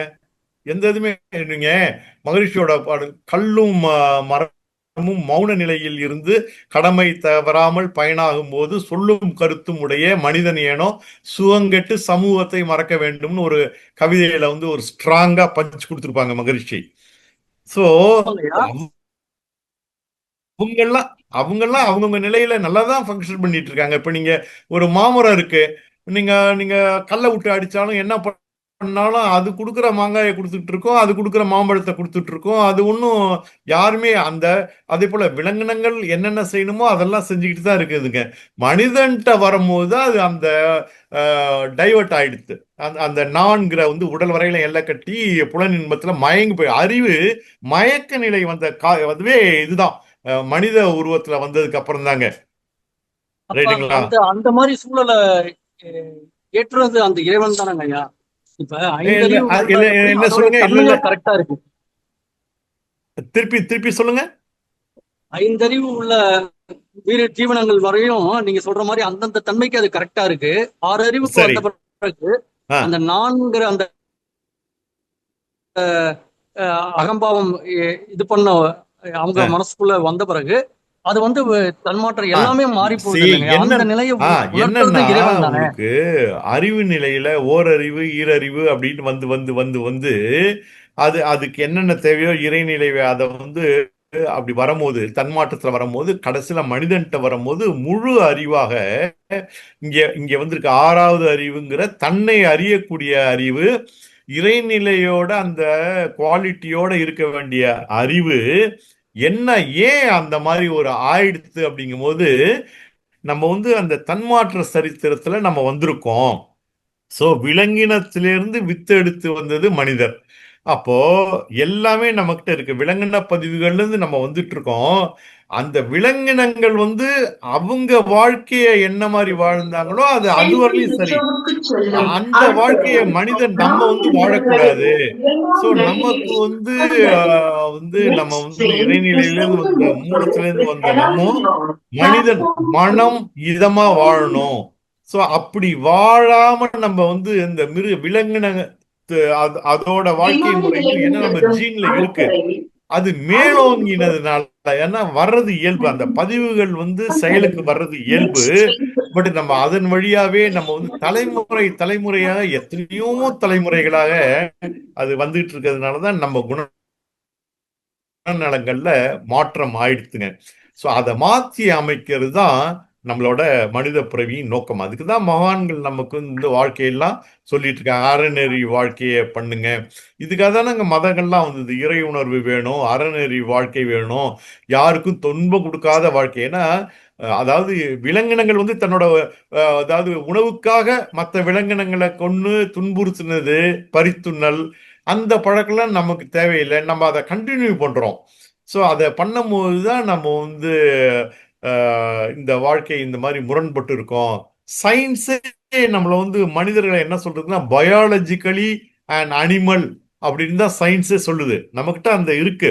ஸோ எத்தனையோ இப்போ பாடல்கள் எல்லாம் நமக்கு என்னென்ன குணங்கள் இருக்கு அப்படிங்கிறத சொல்றாங்க. பட் அதை மீறின அறிவு நம்மகிட்ட இருக்கிறதுனால அந்த விலங்கின குணங்கள்லாம் குறைச்சி முதல்ல மனிதனா வாழணும். ஏன்னா மனிதனா வாழறதுனா தான் மனிதன் தெய்வமாகலாம். முதல்ல மனிதனா வாழணும். விலங்கின பதிவுகள்ல இருந்து வர்றதுக்கே அதுக்கே பாருங்க எவ்வளவு முயற்சி எடுக்க வேண்டியிருக்கு, எவ்வளோ பயிற்சி எடுக்க வேண்டியிருக்குது. அது அந்த மாதிரி கொஞ்சம் விலங்கின பதிவுல இருந்து மனிதனுக்கு வந்தாலே அது ஒரு பெரிய வெற்றிங்க. அது வராததுனால தான் நம்ம திருப்பி திருப்பி அப்படி போயிட்டு இருக்கோம். நம்மளும் அந்த வாழ்க்கையை வாழ வேண்டாம் இல்லைங்களா? நம்ம நோக்கம் வேற. ரொம்ப சிறப்புங்க ஐயா. பட் அது அந்த இது போராட்டத்துக்காக தான் மனிதன் வந்து அந்த கஷ்டம், அதை எப்படி சொல்றதுங்க ஐயா, நீ சொல்ற மாதிரி அந்த விழிப்பு நிலை வந்து தெரிந்தாலும் திரும்பி அந்த புலநோயப்பட்டோ அறிவுக்கு அது அறிவு அதுதான். அதனாலதான் கஷ்டம் இருக்குது. மகரிஷி சொல்லாத தத்துவங்களே இல்லைங்க. பழக்கத்துக்கும் விளக்கத்திற்கும் நடுவே போராடுவது தான் மனிதன் அப்படின்னு. எவ்வளவோ இப்போ நமக்கு தெரியுங்க, எது தெரியாம இருக்குதுங்க, எல்லாம் தெரியும். பட் அது வந்து நம்ம பழக்கத்துக்கு மறுபடியும் போயிடுறோம், அடிமை ஆயிடுறோம். ஏன்னா அவ்வளோ ஒரு ஸ்ட்ராங் பதிவு நம்மகிட்ட இருக்குதுங்களா? இப்போ நீங்க வந்து அழகிரி சித்தர் பாடல்ல அந்த பாடல், இந்த தவத்துக்கு ஒரு பாடல் சொல்லுவாங்களே, கடைத்தெருவே போகையிலே, அந்த ஒரு காட்டானை பாடல், மேலேறி காட்டானை காட்டானை மேலேறி மேலேறி கடைத்தெருவை போகையிலே நாட்டார் நமை மறித்து நகை புரிய பார்ப்பறோன்றன்னு சொல்றாங்களா? சோ இது வந்துட்டே இருக்கும். எல்லாமே இந்த அவ்வளோ ஈஸியா கிடையாது. அதுக்காக தான் மகரிஷி நிறைய பயிற்சிகளை கொடுத்துட்டு இருக்காங்க. ஸோ அந்த பயிற்சிகள் வந்து நம்ம எத்தனையோ தலைமுறைகளா இருக்கிற ஒரு பதிவு இப்ப ஏதோ மனவளக்கலைக்குல வந்ததுனால, ஒரு ஆன்மீக பயிற்சி வந்ததுனால நமக்கு இதெல்லாம் ஒரு அவேர்னஸ் வந்திருக்கு இல்லைங்களா? ஸோ இதுவே இங்க மனவளக்கலைக்கு வராம இருந்ததுன்னா இதெல்லாம் நமக்கு தெரிஞ்சிருக்குங்களா? அதனால இதுவே பெரிய அச்சீவ்மெண்ட் தான். இன்னும் நம்ம வந்து கொஞ்சம் நல்லா பயிற்சி எடுத்து நம்ம வந்து பண்ணிட்டு இருக்கும்போது இதோட பலன்கள் நிச்சயமா நம்ம வந்து சந்ததியர்கள், குழந்தைகளுக்கு நல்லா போய் சேருங்க. இன்னும் சிறப்புங்க ஐயா, ரொம்ப சிறப்பு. இப்ப இதுல என்ன ஒரு விஷயம்னாங்க ஐயா, இவ்வளவு அறிவுல தெளிவா வந்தாலும் நம்மள சுத்தி அறிவு வளர்ச்சி சம்பந்தப்பட்ட ஒரு, எப்படி சொல்றது, இன்னைக்கு சயின்டிபிக்கான ஒரு எல்லா ஒரு விஷயமும், ஒரு மொபைல் மட்டும் எடுத்துக்கலாம் ஐயா, அது ஒரு விஷயம் சொல்றேன். அதுல வந்து நல்ல விஷயம் இருக்கு, கெட்ட விஷயத்துக்கும் அதை செய்யறதுக்கும் இந்த அறிவு தானே பயன்பட்டு அதுல செயல்படுறாங்க.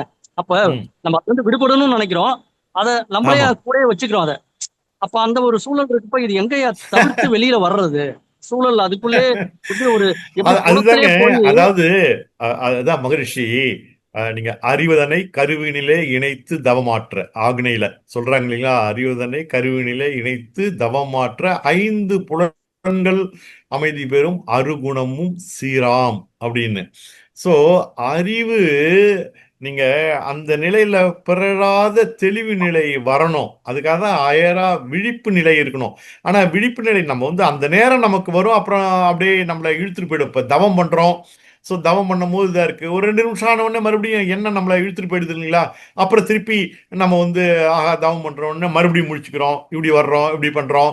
ஸோ இது வந்து பை ப்ராக்டிஸ் தாங்க வரணும். ஏன்னா நம்ம வந்து தனியா மனிதன் கிடையாதுங்க. நம்ம வந்து we are part of the society. சொசைட்டில நம்மளும் வந்து ஒரு அங்கமா இருக்கிறதுனால we are being carried away by the சொசைட்டியோட இதுதான்.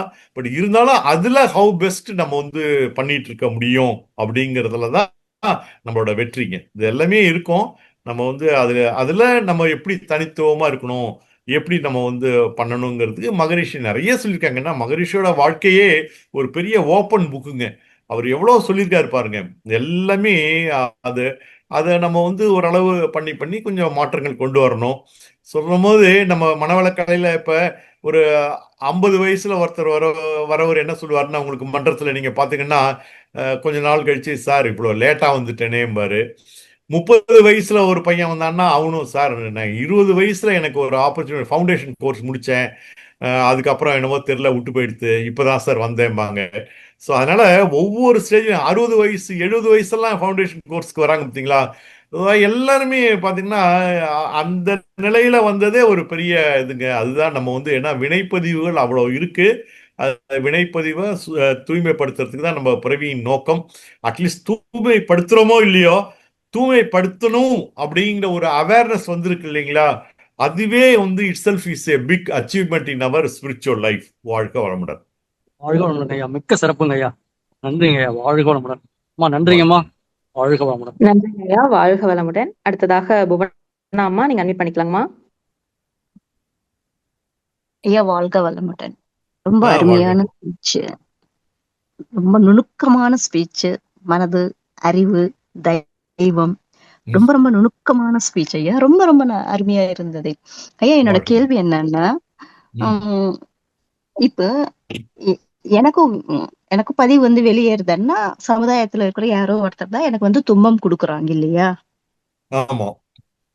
இப்போ இப்ப நான் இந்த இதுல இருக்கிறதுனால நம்மளோட வினைப்பதிவுனால தான் இந்த மாதிரி நம்மளுக்கு துன்பம் வருதுன்னு சொல்லி நான் சும்மா சரி. இருப்பேன். ஆனா நான் நார்மல் பீப்புள் வந்து திருப்பி அதுக்கு ஆப்போசிட்டா செயல் செஞ்சுட்டே ஆமா. தானே இருப்பாங்க.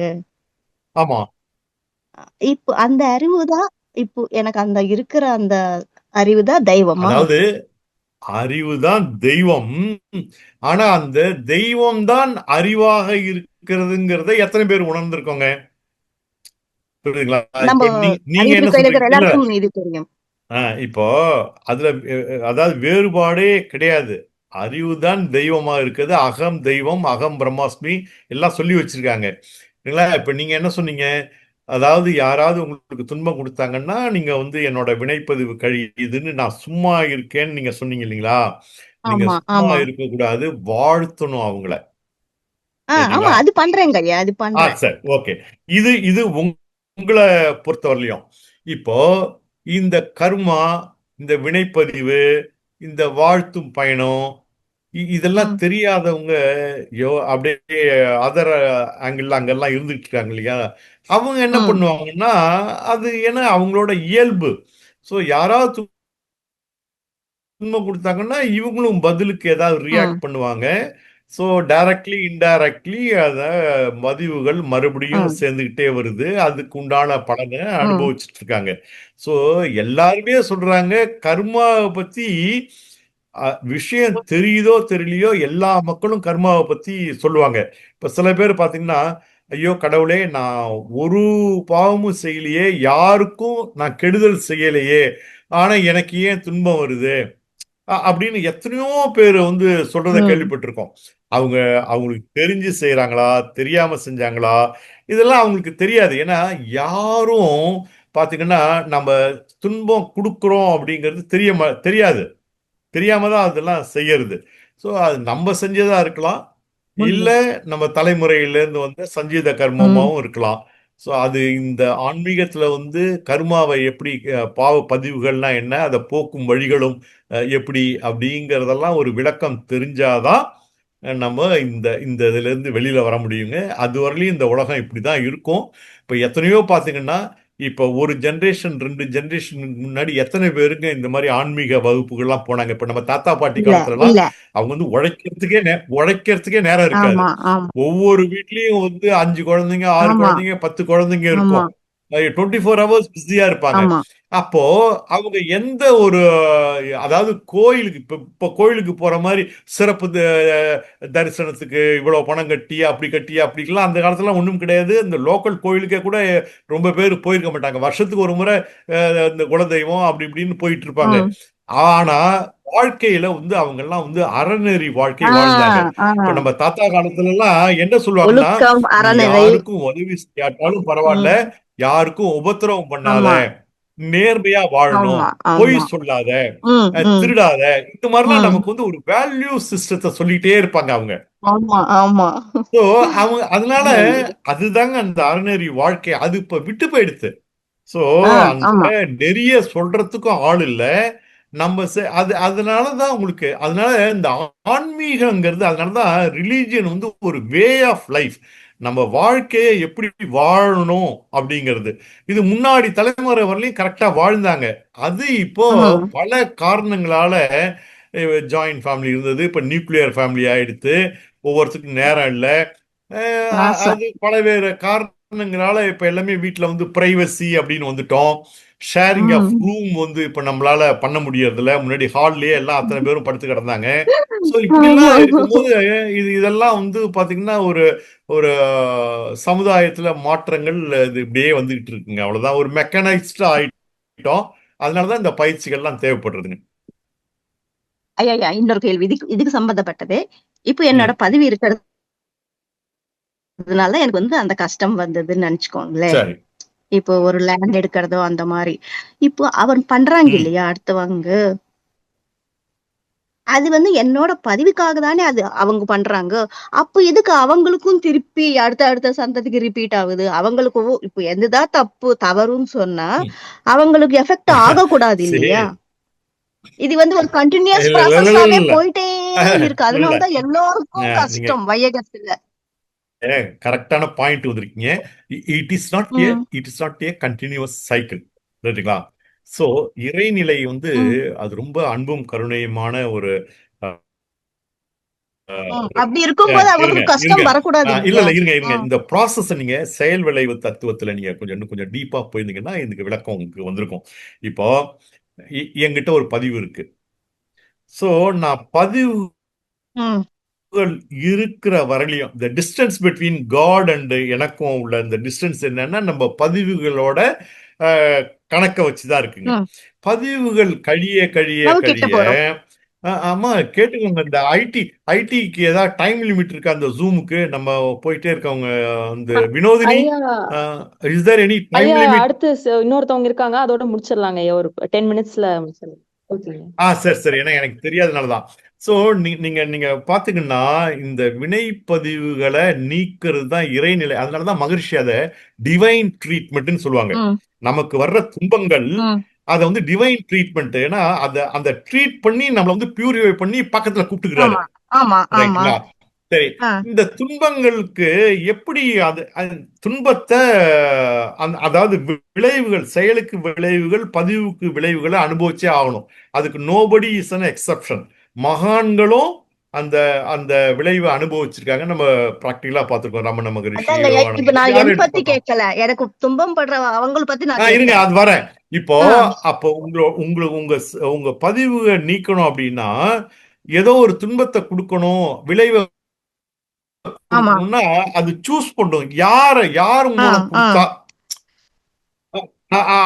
அப்படிங்கறத அந்த இறைநிலையோட ஆ. ஏற்பாட்டுல அவங்க வந்து உங்களுக்கு ஆமா, கொடுக்குறாங்க. ஆமா. ரைட்டுங்களா? ஸோ அவங்க வந்து அவங்க உங்களுக்கு துன்பம் கொடுக்கறது வந்து இறைநிலையோட சாய்ஸ். அவங்களுக்கு வந்து பாத்தீங்கன்னா அது அந்த சைக்கிள் அப்படியே போகும். யார் மூலம் நமக்கு வரணும், அது ஏன் அவங்க கொடுத்தாங்கங்கிறது அந்த அந்த கணக்கு நமக்கு தெரியாது. நீங்க ரியாக்ட் பண்ணலைன்னா ஸோ ம், உங்களுக்கு போயிடும். ரைட்டுங்களா? ம், அவருக்கு யாருங்கிறது அது ஏன் அந்த ஆளை சூஸ் பண்ணுதுங்கிறது அந்த சைக்கிளை போய் நம்மளால பார்க்க முடியாது. ம். அது வந்து அந்த சைக்கிள் கண்டினியூஸா கிடையாது. இதை ஒவ்வொன்றும் பியூரிஃபை பண்ணி பண்ணி பண்ணி வந்துட்டு இருக்கோம். அந்த ஆளை அது அவங்களோட குணம் மேல ஆதாரப்படி இருக்கும்னு அவரு நினைக்கிறேன் ஐயா. அது இல்லைங்க. அவங்களோட வழக்கம், அவரு குணம். அதான் he is only a tool. அதனாலதான் நீங்க நீங்க வாழ்த்து சொல்லும் போது நமக்கு துன்பம் எதிரிகளாக நினைப்போர் துன்பம் ம், தருவோர் யாராக இருப்பினும் தான் ம், சொல்றாரு. இருக்கணும்னு அவசியம் இல்லை. அவர்களும் மனம் ம். தெரிந்து நல்வாழ்வு பெற கருணையோட. சோ வாழ்த்துவோம். அவங்களுக்கு என்ன வினைப்பதிவு எப்படி கொடுக்கணும், இந்த இந்த துன்பத்தை எப்படி போக்கணுங்கிறதெல்லாம் வந்து அது வந்து அந்த டிவைனோட அந்த ரூல் அது. ஓஹோ. இல்லைங்களா? இறைநிலையோட ஓ, திருவிளையாடல் அது. ஆமாங்க ஐயா, அது ஆமா. வந்து அனதர் தியரி. ஆமா, அது அது வந்து நீங்க பார்க்க நீங்க வந்து ரொம்ப ஆச்சரியப்படுவீங்க இந்த ஆமா, லா ஆஃப் ஆமா. நேச்சர். நிறைய வாட்டி அதனாலதான் பட்டிருக்கேன். நீங்க ம், தப்பு கணக்கிட்டு தான் ஒன்று எது பார்த்தாலும் மகிழ்ச்சி சொல்றாங்க இல்லையா? ஆமா. இதை ஆ, நீங்க ஆ, பாத்தீங்கன்னா ஆ. நீங்க ம், காந்தி வந்து கரெக்டா சொல்றாரு. There is an orderliness in the universe. இந்த யூனிவர்ஸ்ல ஒரு ஆர்டர்லினஸ் இருக்கு. அது வந்து it is an unalterable law அப்படிம்பாரு. ஸோ அந்த லாவை வந்து நம்மளால தெரிஞ்சுக்க முடியாது. அன்ஆல்டரபிள் லா. நம்ம இப்போ கான்ஸ்டியூஷன் இருக்கு. நம்ம கான்ஸ்டியூஷன் இப்போ வந்து 1950 வந்த கான்ஸ்டியூஷன் இப்போ ஒரு 113 அமெண்ட்மெண்ட் வந்துருச்சு.